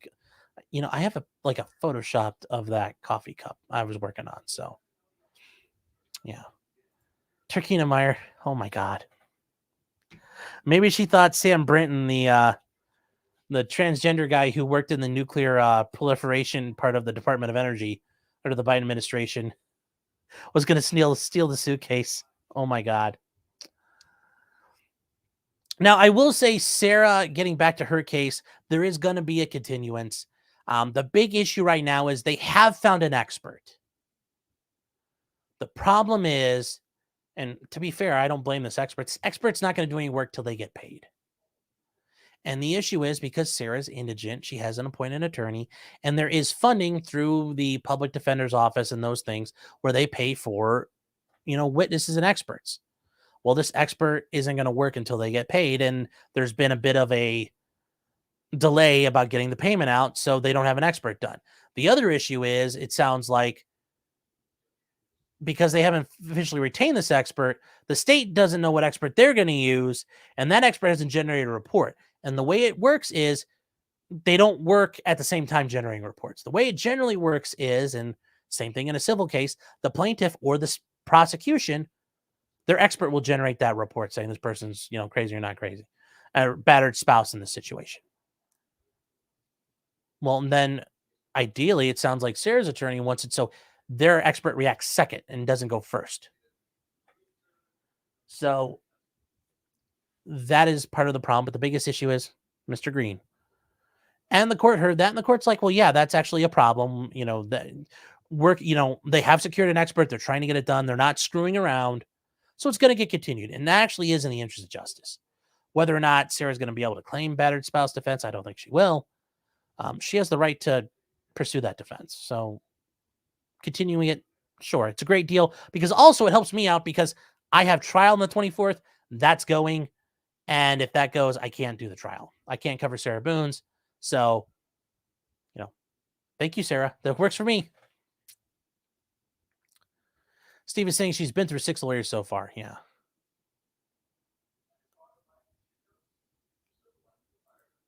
The expert will not write a report unless they conclude what they want to present. Otherwise, no defense attorney report. Yeah. Yeah. There's so many issues that are holding this up, but and that's the problem. This is the biggest issue when you're dealing with cases where you're dealing with somebody where it's appointed or the public defender's involved. Resources are limited. And yes, this is one of those times where when you hear us talk about it, having money helps. Yes, the more money you have, the more justice you can afford.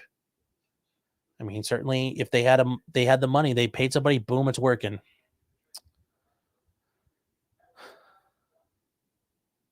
Two Scoops saying they tried to bring the expert to town on a carry-on. Oh my gosh.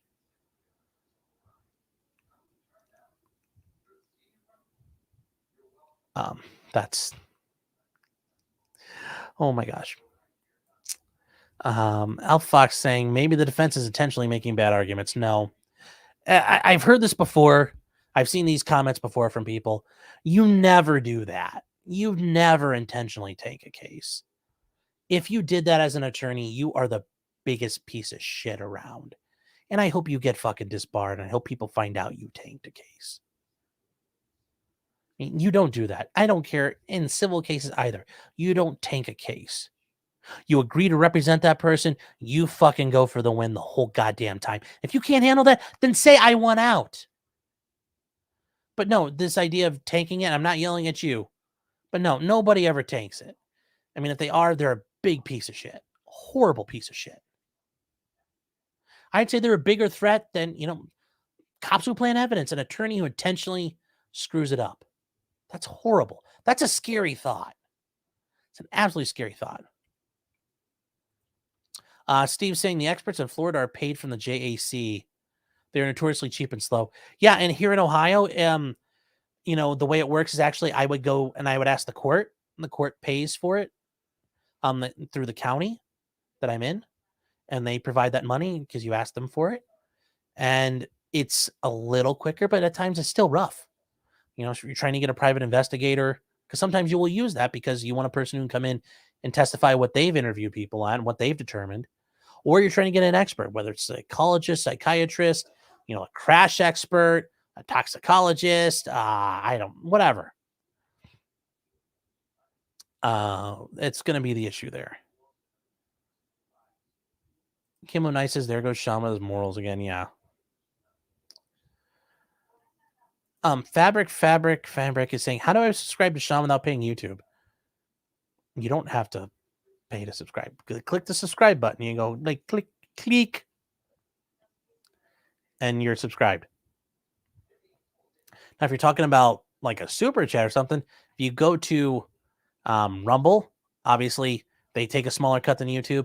Or if you go to Locals, potentiallycriminal.locals.com, you can become a member there, or you can, do it. It's called tipping, and Locals takes an even smaller cut, and that's a way you can do it. So that's what you were getting at. Otherwise, I'm not sure.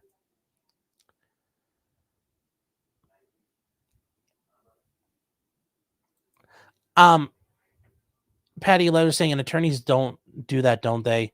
Like in high-profile cases. Barnes just said lawyers who are secret trolls that tank cases. I mean, I bet it's happened.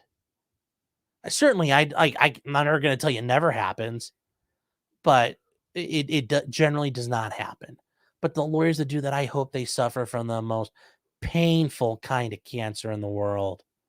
Like that nasty colon cancer just like eats them alive from the inside, and they have to take those like wicked cancer craps.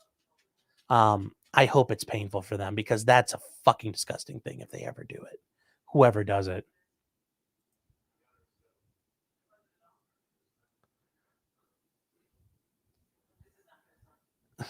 Where is Russell Warren saying, right now my public defender is a guy I played basketball with in high school who was a bully, disguised as a woman. He wore a mask and set me up for battery. You need to make that clear right now that there's a massive conflict of interest. You need to get on that like right now. Like the next time you go to court, I mean, you might want to file something on your own, and it doesn't have, you could scribble it out on notebook paper. Just make sure you have like a caption and proper heading. But you need to make it clear you do not want him and that there's an issue there. Don't just sit on that, because you sit on it, nothing you can do about it down the road. Act now. Stabby says you can join the Discord and be spurred for free. Yes, you can. Kimbo's saying, do the courts pay for special process servers too? Are you talking about if I have to subpoena, witnesses and whatnot? I mean, I'm never worried about that, because in Ohio, I'm an attorney. I can perform service on anybody, and normally I will do that. I'm like, hey, you're so-and-so. Yeah, hey, can you talk to me about his case? And I'll bring him in and talk to him, and boom, you're getting served. Here's your subpoena. You're coming in to testify in 2 weeks. Well, I can't. I'm like, you better. It's a court order. I'll tell the police to come. I'll ask the court for a warrant to come have you arrested. So Russell saying, I'm a disabled veteran, so I'm not super good with paperwork. That's fine. You don't have to do that, but if you could do it, I would recommend it. But at the very least, you need to make it known to the court there's an issue. If you have a public defender themselves, contact the office of the public defender in your county if that's an issue and you're in Nevada. You might want to contact like the state public defender's office. You need to get on the horn with some people. That's really my advice to you is start making noise now. So, Fabric saying, how do I join the Discord? Down below, there should be a link to the Discord.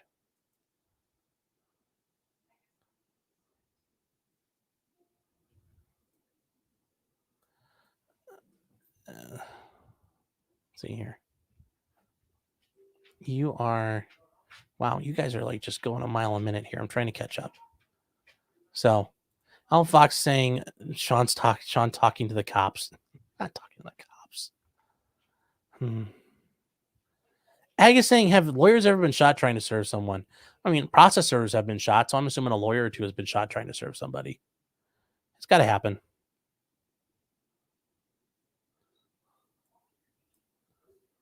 So, I mean, like if I'm trying to serve somebody with like a lawsuit, though, oh no, I wouldn't do that. You don't do that. You hire a process server. But if I'm trying to serve like a subpoena to a witness, yeah, I'll serve that all day long. It's quicker. I can do it, and I know where I'm going. Big dog sighting. Was there a dog?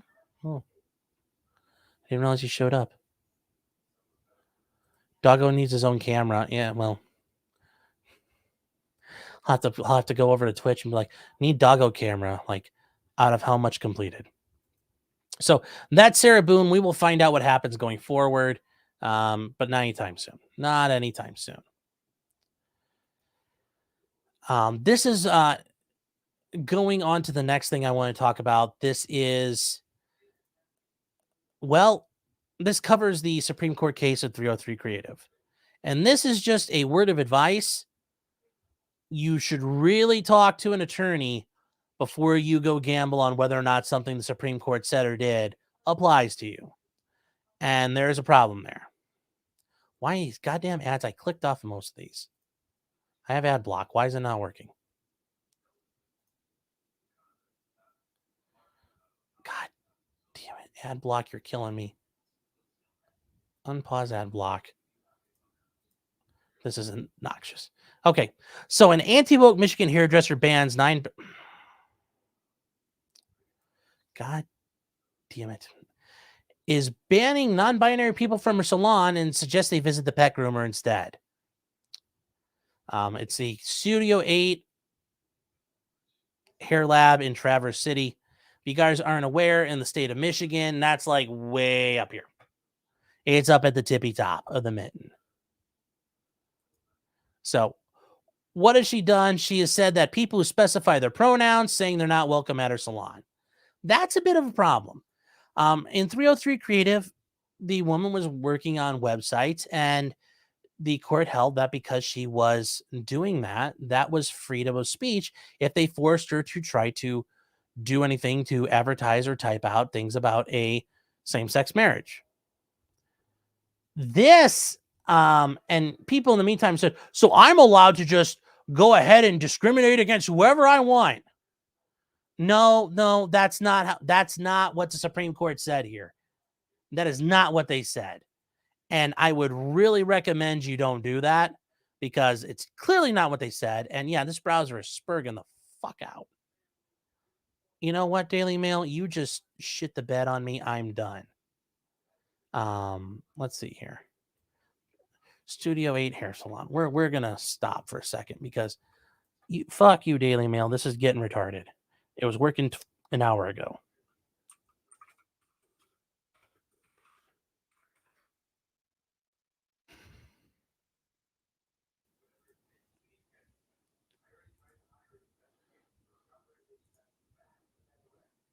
So that is where, okay, see, there we go.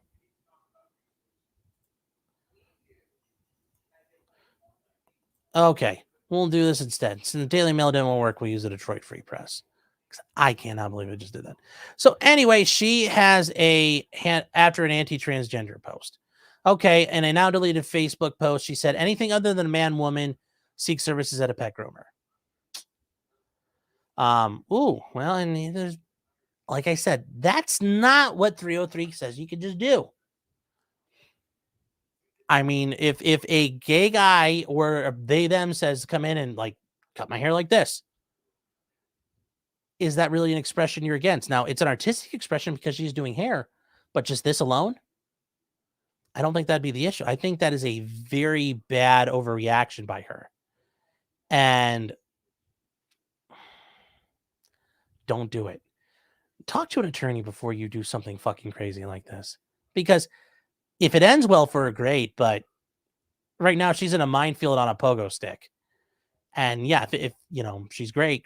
But if she lands and here's a click,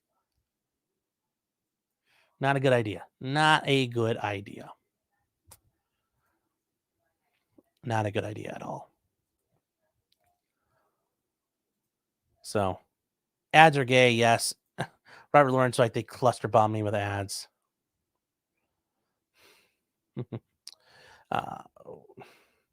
Name of some sources finally don't work. Hey, that's good. That is good. Zero Fox saying it would have to be a custom haircut.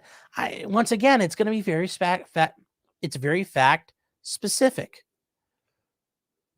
But here's the thing, like 303 is a very narrowly defined case right now. Now, if she's willing to be a test case and run it all the way up to SCOTUS and see what happens, sure. But this is just like the first thing. This doesn't even mean that the cake baker can tell those guys to fuck off in Colorado. This is not the way you do it, guys. This is not the way you do it. Tweety saying Sean gendering the hairstylist as a she. Yeah, well, she says she's against non-binary language and pronouns, so I'm assuming she's using she. Because that would be hilarious if she's also non-binary and doesn't like non-binaries. So that's there. So Stabby, we'll get to that in a second. We can cover that at the end. Some good news. You guys are talking about people being naked and buck wild. Jeez. What you guys are talking about some weird things over here, it looks like. I'm going to stay away from that. I don't know what you're talking about. Now, this one is, if you guys do hear about it, because I'm sure you're going to hear about it coming up, this is starting to gain some traction out in Nebraska. And this is from Jezebel, and they broke the story. They're claiming that a poor Nebraska mom trying to make sure her daughter didn't live in the Handmaid's Tale and become a forced breeder pleads guilty to give her daughter an abortion pill to her teen daughter. She faces 8 years in prison for helping her 17-year-old daughter get abortion pills. That's all she did. A little bit more to it. And it's funny because Jezebel does point this out. She ordered abortion pills for her teenage daughter. Okay. Self-managed abortion isn't explicitly illegal. But prosecutors can do criminalize people for abortions, miscarriages, stillbirths by charging them under statutes. Yes, that's this allegation that's out there. They're going to charge you for that stuff. Okay, well, then they put out in this case, the mother had 5 charges brought, including against her concealing a death and false reporting. And people are worried. This what happened to this poor mom? Okay, well, let's get to what happened because it's not exactly good, and it's pretty fucking ghoulish what this woman did along with her daughter. So they both admit to ending the pregnancy in the spring of 2022, way before Dobbs was decided and the Supreme Court overturned Roe v. Wade.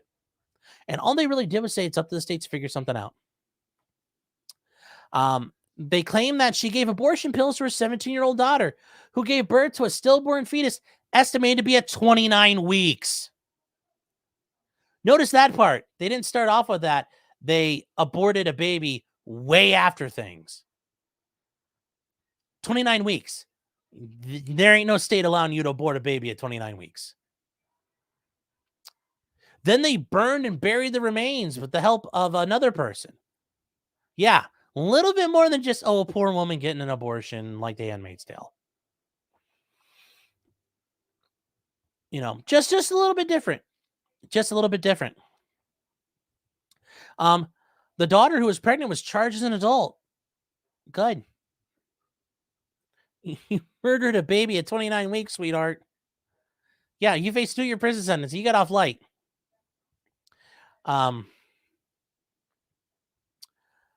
They see in here an abortion after 20 weeks gestation.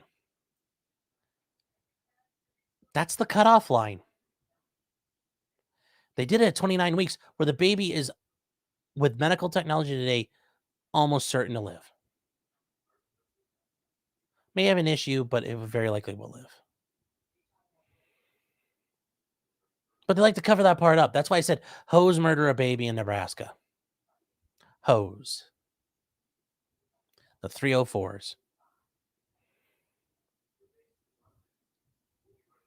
And then notice down here, they try to lump this in with other cases that happen. But it's not. It's completely different. So if you see people putting this up and screaming and crying, that's what happened here. They murdered a baby at 29 weeks. You may not like abortion, you may support abortion, but holy Jesus Christ. They had their time. They had more than enough time. They decided, nah, I don't want to do it. And then at 29 weeks, they're like, yeah, fuck it, we're going to kill it. Like, come on now. So once again, don't buy the tampon wrangling hype here. Don't let the media manipulate you.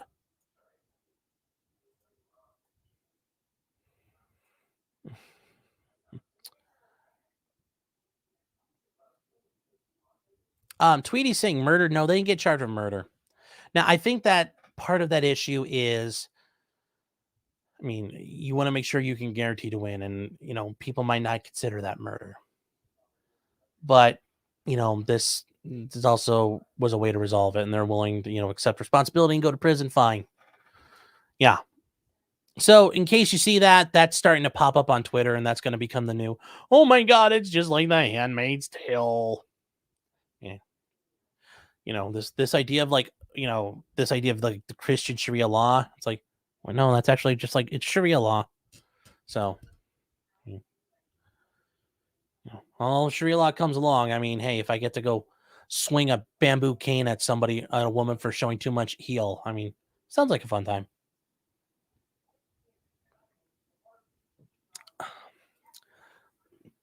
Dark Lotus says, these hoes ain't loyal by Drexel. Not by Drex. I think it's Chris Brown says these hoes ain't loyal in his song. Justice Smith says, this is the one that did it in the hospital bathroom. No, that's a different girl. Yes, has the baby in the hospital and still kills it. Not just like, hey, hospital, here, have this baby. Nope, kills it. No. Oh, Fox, yes. The procrastinators, yes. Such procrastinators. Chance Schofield says, inshallah. Yes, alhamdulillah. Alhamdulillah. Now, some a little bit more, well, actually still kind of ghoulish stuff here.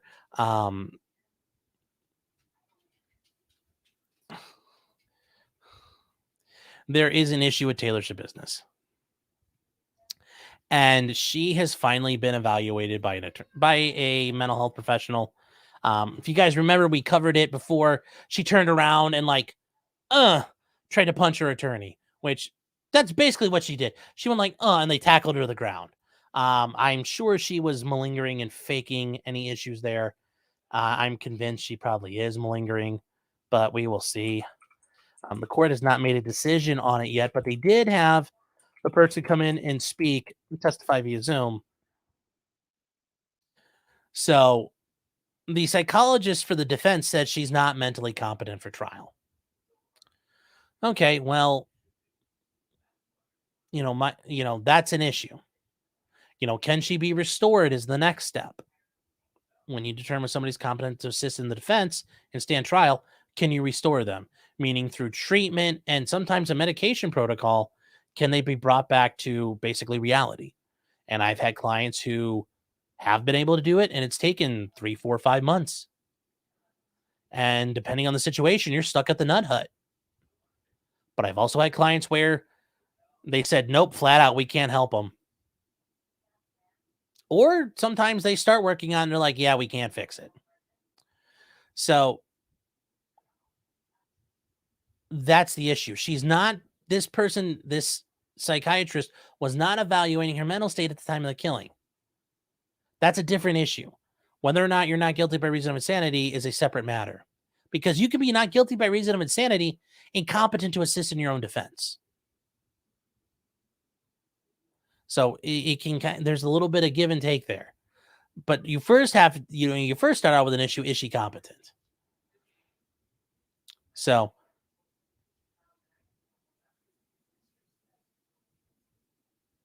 this was part of a new competency evaluation, and it's because she also has a new attorney now. The court did allow it. And,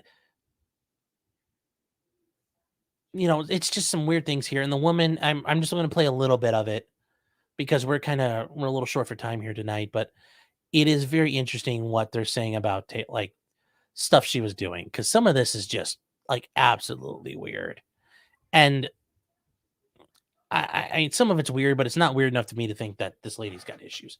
But I do think this part here about her interactions with the judge, I think is interesting. Now this is the talking here is the defense expert, and here's what she has to say. And it's going to be a little loud, guys, so you might need to turn your sound down a hair. And we are going to long cuck there. Double cuck. And here we go. Been some problems. This became really bizarre because she talked about the incident of exposing herself in court, and she indicated that she did it to get the judge to like her. And then at that point, I asked you, her attorney, to describe courtroom behaviors. And she said, again, I have those statements in my report. I don't know if you want to look at this matter, getting that here. This was one of the more, and this is where I concluded that she lacks the insight and judgment and the mental capacity to understand the proceedings. I asked her about, I was going through the plea options with her, and by the way, even though I was doing an MGI evaluation, I assessed competency to proceed to trial in all of my forensic evaluations. If it's just for MGI, I still evaluate the person for competency, doesn't matter. So I was asking her about the plea options. Again, she gave some on-track answers. But when I asked her about what the MGI plea means, she said titties. And I asked her some follow-up questions about what's appropriate courtroom behaviors. She said, show titties in court to judge. And I'm reading from my page 6 here of my evaluation. I'm sure this old lady was not thrilled to have to type out titties repeatedly on her thing. But hey, I'm sure when she was in medical school, this is not how she thought of herself 40 years later. She recalled doing that in the courtroom, and she hoped it would help the judge's opinions now. That was one of the most unusual things. I asked her about when she told me about that she had been diagnosed with attention deficit hyperactivity disorder at age 11 or 12, treated with Adderall. She thought that if she's angry in court, so this is where I was trying to assess her ability to work with you, Mr. Freilich. She thought if she was angry in future court appearances and she cannot understand what is going on, she can ask Mr. Freilich, who will, quote, tap his toes. I asked her about the attack on Mr. Jolly in the courtroom and what her thoughts were at the time. She said, and there's numerous other references. The weird thing that when I briefly discussed the current legal charges with her, she said that she had a thing with Jeffrey Dahmer a year ago. And just on and on. There were just numerous of these strange comments about Johnny Cash being on the train. She went further into her tangential thoughts about the train, how loud his whistle was, and how Johnny. So yeah, and if you guys are catching along with that, in a competency evaluation, they ask, do you understand what you've been charged with? Yes. Do you understand what the court does? Yes. Do you understand what the judge does? Do you understand do you know who your attorney is? Do you know their name? Do you understand what their job is? And obviously, you're people who, may not be as intelligent. They might just say, he's there to help me. People who might be a little more with it could say, yes, this person's there to help me try to defend myself and, is there to assist me. They point out, like, do you understand how the pleas work? Because that's another part of it. If you can't make a plea knowingly, willingly, and voluntarily and intelligently, well, you can't do a plea. So they, as she's saying, she's trying to make sure she understands the whole process. If she doesn't understand the process, that's a problem too. But all this stuff here, this just seems really weird. Carrie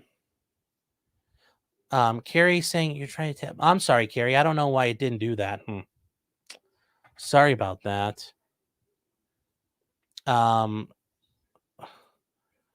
JMK says free the boob, burn the bra. I bet she doesn't have a bra because they're worried about her hanging herself. This we are says the milk truck has arrived. Yes, Bob's and Vagana.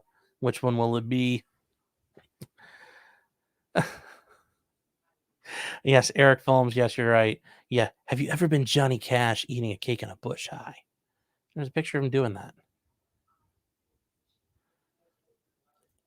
A name of some sort. It says Johnny Cash on a train. Was he? Well, he was probably drinking brandy and smoking a big cigar. Just saying, we got to get the full lyric in there. Mm-hmm.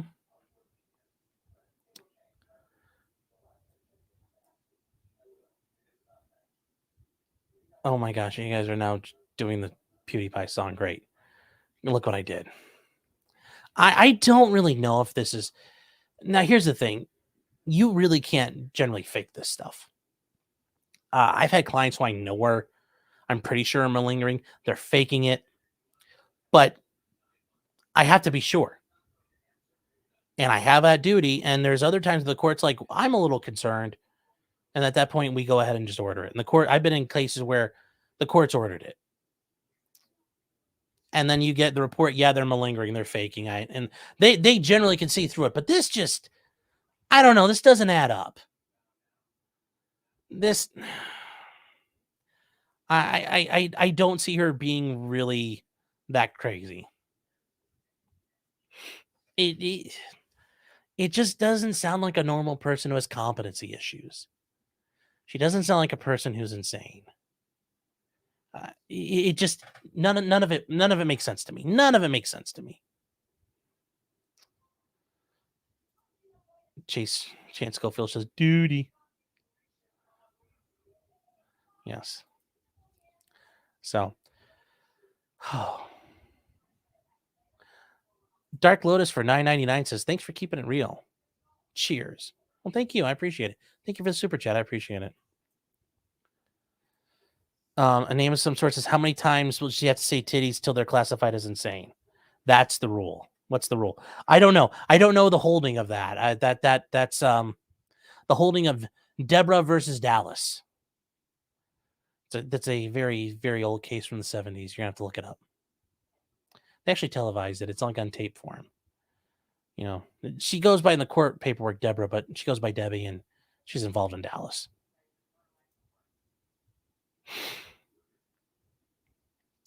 And then in some good news here, in the feel-good part of the story, in the feel-good part of the night, some Antifa are now facing federal charges. And, you love to see some commies get wrapped up in the system. So there are two Pittsburgh commies who are charged with conspiracy and obstruction of law enforcement during civil disorder. So two Pittsburgh residents, a husband and wife, Brian DePippa and his wife, Chris Stahl, are in trouble. What did they do? Well, they threw homemade smoke bombs in containers and started screwing with the people who were showing up for Michael Knowles, who is one of the Daily Wire people, came to speak at an event. They threw a large firework into a group of police officers, causing a loud explosion, which that's a actual standard Antifa tactic, throwing the fireworks in like that. Although you also see that all over the world, shooting off the mortars into the police because that's the closest thing to a bomb you have. And they did injure a couple of them. And he was also charged with using explosive to commit a federal felony, which, just so you know, that's not a good one to get. Oh boy, that ain't good. And we talk about why. Well, the charge of using explosive to commit a federal felony is a mandatory minimum sentence of 10 years imprisonment. You just love to see it. So, have fun with that, Tifa. Have fun with that. Now, I mean, it's a good start, but a lot more can happen. A lot more Tifa could get charged. Fire PA says, "Don't worry, I'm sure a progressive DA will set them free." No, this is they're gonna have a tough time because this is in federal court now. Legal Vices says the holding of the titties. Yes, the holding of Debbie versus Dallas. Goalie 171 says, "Ask for the courtroom sketch." Yes, of Taylor whipping her tits out. I'm sure that's out there somewhere. Okay, Stabby going back to Taylor saying, "Why would they think she's insane? She just dismembered her boyfriend, then had sex with them and forgot the head." I mean, just because you're doing something depraved and degenerate does not mean you're insane. Yes, there's an idea there, but not enough yet. So, and then the last thing tonight, just want to cover it. It's pay your bills. Don't be this person. Don't be this guy. Don't be this guy. Over in China, a person decided to climb Mount Everest. And they got in trouble because they were accused of refusing to pay a $10,000 fee to the Sherpa who rescued them. Which, if you guys are not aware, people climb Mount Everest, and the Sherpas are the local inhabitants who have an ability to climb the mountain, are very good at it. It's something that's been passed down through the families. Also, it helps. They just have very good genetics at altitude, but they're human pack mules. When you see people climbing the mountain, yeah, you carry a pack, but those guys haul all the crap up, set up all the tents, haul the oxygen up, haul the food up, and then when you're done, they haul stuff back down. So yes, they are basically human donkeys. That's not to imply they're not people. It's just literally they're treated like wheelbarrows that can talk. So a Chinese woman was kicked off. It kicked off a firestorm because she refused to pay them. So she made a promise to them, and she claims it was made without her knowledge. Maybe. And the person who hasn't talked is the lady who was climbing. Her name's Liu Quinning. I don't know. So she was found unconscious near the mountain summit. The fact alone, she survived that. Being unconscious near the summit, you're in the death zone. That doesn't go well for people normally. When you're in the death zone, man, it's curtains for you. If you fall asleep you're above Camp 4, you generally don't wake up. So she was found there by a fellow, Chinese climber and their Sherpa. She'd reached the summit that day with her own hired Sherpa, but they got separated because of unclear communication. Okay, I mean, why did they get separated? Maybe he didn't. Maybe she was an asshole. I don't know. While she was alone, her equipment got stuck in a rope. Ooh, that's scary. And at that altitude, she's in the death zone. You basically are dying as you climb up the mountain, and you have to get back down before you're dead. There's so little oxygen that high. Even with oxygen tanks, your brain is starting to die, and your judgment is highly impaired.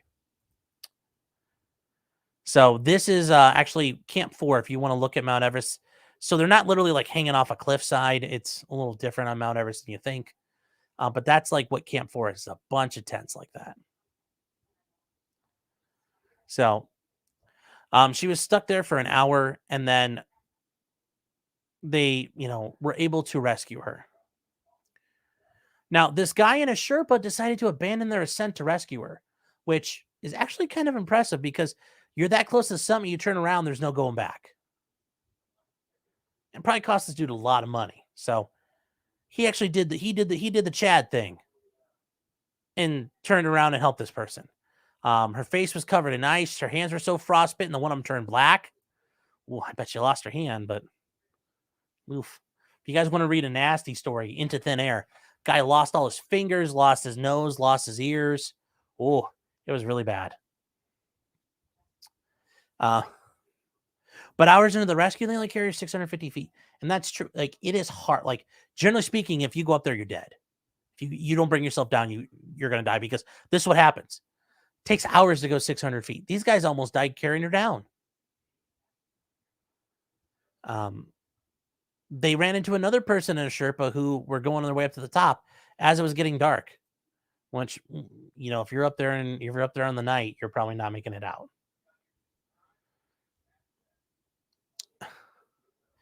It was at this point, the guy who, and here's the problem, he co-signed something for her. He wrote a check her ass to cash. He made a promise. He told them that if they dragged her down the mountain, he would pay them a $10,000 fee. Okay. Well, that's a big deal. $10,000. Those Sherpas like, hell yeah, we'll do it. And they dragged her down the mountain. She never agreed to this because she's unconscious.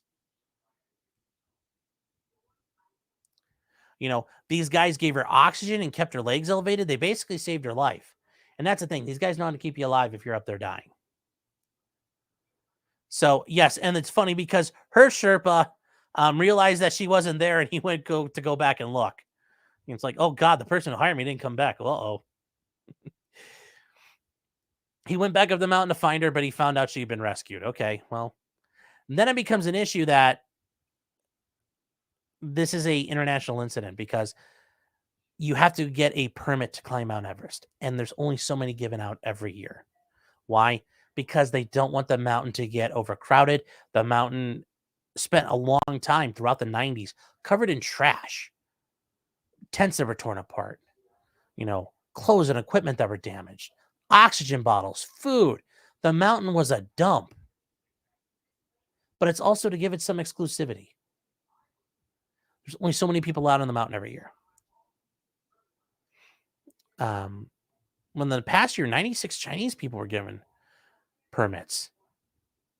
You know, nobody, I mean, climbing Mount Everest isn't really that big a deal anymore. If you do it, yeah, I get it's a big deal, but nobody really cares that you do it other than, you know, yourself. The problem was once she woke up and found out what's going on, she refused to pay the $10,000. But did she do it? I don't think that's her fault. Somebody else made the deal. Why isn't that guy having to pay it? So she refused to pay it. I mean, I don't know if she can pay it or can't pay it, but she's saying she won't. And then, yes, here's the issue. Mount Everest is kind of like a conveyor belt. You're not just like up there by yourself. Literally, it's a line of people hooked onto a rope. And there are some climbing spots, but a lot of Mount Everest is just walking up the mountain. And I say that with the fact that you're walking up the mountain, you're asphyxiated, you can barely think, and you're dying. So but you're still just walking up the mountain. She was only willing to pay $4,000, and that he had to pay, you know, and the guy had to pay the rest, which I think is only fair. I mean, this guy made the deal; he should pay. And she also gave them what sounds like a shitty tip because she gave $1,500, they gave $1,800. You know, yeah, I would tip the guys who saved me. So, and it's funny, the one guy's like, I gave him so much damn money and time, and yes, it takes a long time to prepare. You know, the money thing is an issue, but you have to like physically prepare. It takes like a couple of years. You can't just go right back up right away, unless you're like a professional mountain climber who can just do that. And yes, he said, you know, I am very angry, and he mentioned that in his, in the chat group they were in. Yes, she bring great dishonor to us. That said, though, at the end of the day, they did say people need to leave her alone, you know. But I don't think it's fair that these guys basically said, well, if you help them, you'll get paid, and then they didn't pay. And I mean, they made that argument. They made that agreement. Now, if she could scratch it up, sure. I didn't agree to pay $10,000. Like, well, bitch, you didn't die. I mean, I'd pay the $10,000, but look at me. I ain't climbing the mountain anytime soon. I don't want to. So that's a big deal. Pay your bills, tip your servers, tip your Sherpas. HM says there are literally 9 lines near the summit. Yes, there are.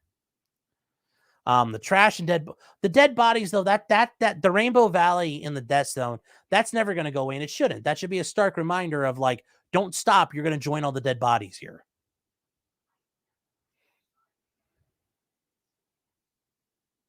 So going dark sounds like a death sentence. Yes, it does. Patty's saying she should just pay them in payments if she can't pay the full amount. Well, she doesn't think she should have to. She's like, that guy made the deal with you, not me. So, Amateur Iconoclast saying, according to Meme Copium, I'm assuming, costs about $100,000 a year to climb Everest. Yeah, it does. It's a lot. You pay for the permit. You're paying for a mountaineer and the Sherpas and all that. Yeah, it is not a cheap thing. It's kind of like safariing. It's gotten to be a rich man's game. You know, back in the 70s and 80s, you could go safari and go kill shit. Now you can't do that no more. It's too expensive.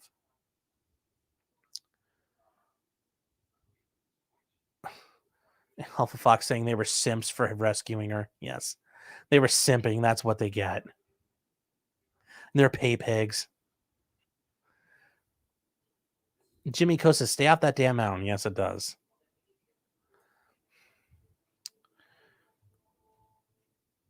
Stabby saying the ATF 80% ruling. Yes. So the really good news, thanks to the Firearms Policy Coalition, the ATF had passed a rule going a while back stating that you were selling 80% receivers, whether it's for an AR-15 or predominantly who was meant to affect was the Polymer 80 group, the people who were selling, 80% frames for Glock pistols. You would buy the whole kit, including the slide and all the internals and parts, and you would literally be able to make an entire pistol right there with all the parts once you drilled out the proper spots on the frame. Well, the ATF came through and said, no, you can't do that. They also changed the rule talking about how they were going to mess with 80% lowers and jigs, that you couldn't just buy all of it at once. You had to buy separate pieces and you couldn't do it, and you couldn't sell the kits. The ATF caused a lot of problems like that. Well, that went to court, and guess what? The court said, no, you can't do that. And 80% Arms is the organization that I'm pretty sure they were involved in that. Here, they are able to talk about it, and they probably put on their website, and why we can't show it is the problem, because they are a firearms company. And I wish I could show it to you, because they are so happy about it. They won summary judgment because this was in excess of the ATF statutory jurisdiction, and it was granted. And because of that, the rules were vacated. So the 80% rules that the ATF have been fucking with lately are gone. And I'm thinking what we can do instead is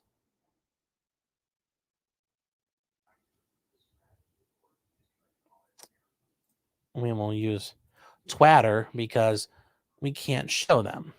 So the Firearms Policy Coalition, as they talk about here, is a big buoy. I love how it's all right here. Like they tag Joe Biden. So it's like relevant people, Joe Biden, the ATF. Fuck both of you guys. So moments ago, and this actually happened a little while back, but this is a very big deal. So there are no longer issues there. So this covers JSD Supply. Polymer 80 was involved. A lot of people were. So they are going to be able to move forward on this, and it does protect people. So it is been vacated. And that's probably the best news right now. A massive win for the Second Amendment. And yes, the ATF got, slapped on the PP really hard. Now, if only the rest of the rules got smacked like that, we'll find out soon enough. But yes, the Firearms Policy Coalition out there doing God's work for us. If you guys would like to support them, they are, on Twitter at Gun Policy. Is that showing up? Yes. At Gun Policy. You can also, the firearmspolicy.org, you can donate to them and support them there if you want to. but they are leading the charge. They make the lawsuit printer go brrr, but they can only do it with your support. So if you can support them, give them a couple of bucks because, yeah, they are making it rain with lawsuits. They are making it rain. This is who we are says, I thought the ATF was only going after full kits. They were. So, but that's the thing. You would get the whole kit, especially for a pistol, and they were, slapping people down. And they didn't have the right to do that. So, good news, ATF, better luck next year. HM says the Firearms Policy Coalition is better than the NFA by far. By far.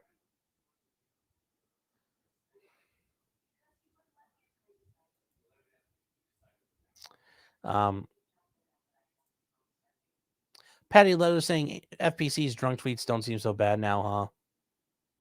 Hey, everybody does their thing. We all don't bat 1,000. And then I guess I will address the last thing. I know people were asking me. Actually, no, that was it. The 80% thing was the last thing. So that's it for us tonight. 219 people. Wow, you guys all hung around. I appreciate it. That was a fun time, and it's been 2 hours and 15 minutes. Wow. Time flies. Time flies. So I guess I want to start off by saying that is it tonight. I will tell you guys, I know, I'm sure you guys want to hear this. There's probably going to be doing a video about a couple different things coming out. They're almost done. One of them I'm going to have to do is about Cyrax because apparently he listened to my discussion of his case and, oh my God, did not get anything right, but is using some of the words I used. And I think we need to make it clear he's not at all set on that. What I will say, though, in the meantime is thank you, everybody here. Thank you, everybody on Rumble. If you're out there on Twitter, Facebook, thank you for watching. If you're out there on Twitch, leave a comment or something because I don't know if anybody's ever out there or if anybody's out there in the void. If you guys are all hanging out with Vosh and Destiny, I guess if you want to, you do that. But everybody here on YouTube as well, thank you so much. Everybody here who submitted a chat, you guys make the world go round, really. J-Man, thank you. Yeah, thank you very much. Winter Soldier said, I hope he reads the chat. Jesus. Yeah, I'm sure he reads it. But I will say that thank you for everybody here tonight. I appreciate it. If you're new, please like, share and subscribe. You really think I'm that good? But at least give me a like. I would appreciate it. It helps the algorithm, upsets things by getting me out there instead of cats falling out of tree compilations. And I will say, at the very least, thank you to everybody over on Locals, especially all the supporters. Thank you very much, guys. Everybody in the chat right now. We're going to be closing that down, starting the live stream up in just 1 minute. And then also, everybody here on YouTube, including Super Chatters, thank you so much for your Super Chats. I appreciate it tonight very much. And last but not least, just because you did it does not mean you're guilty. Especially for the China lady. I don't think she's guilty. Ray Epps, I'm pretty sure that you did something. You weren't just a gullible, like, oh, shucksy guy. I just don't know what you did. And the Antifa people, lol. Have fun with that, commies. Get wrecked. Good night, everybody.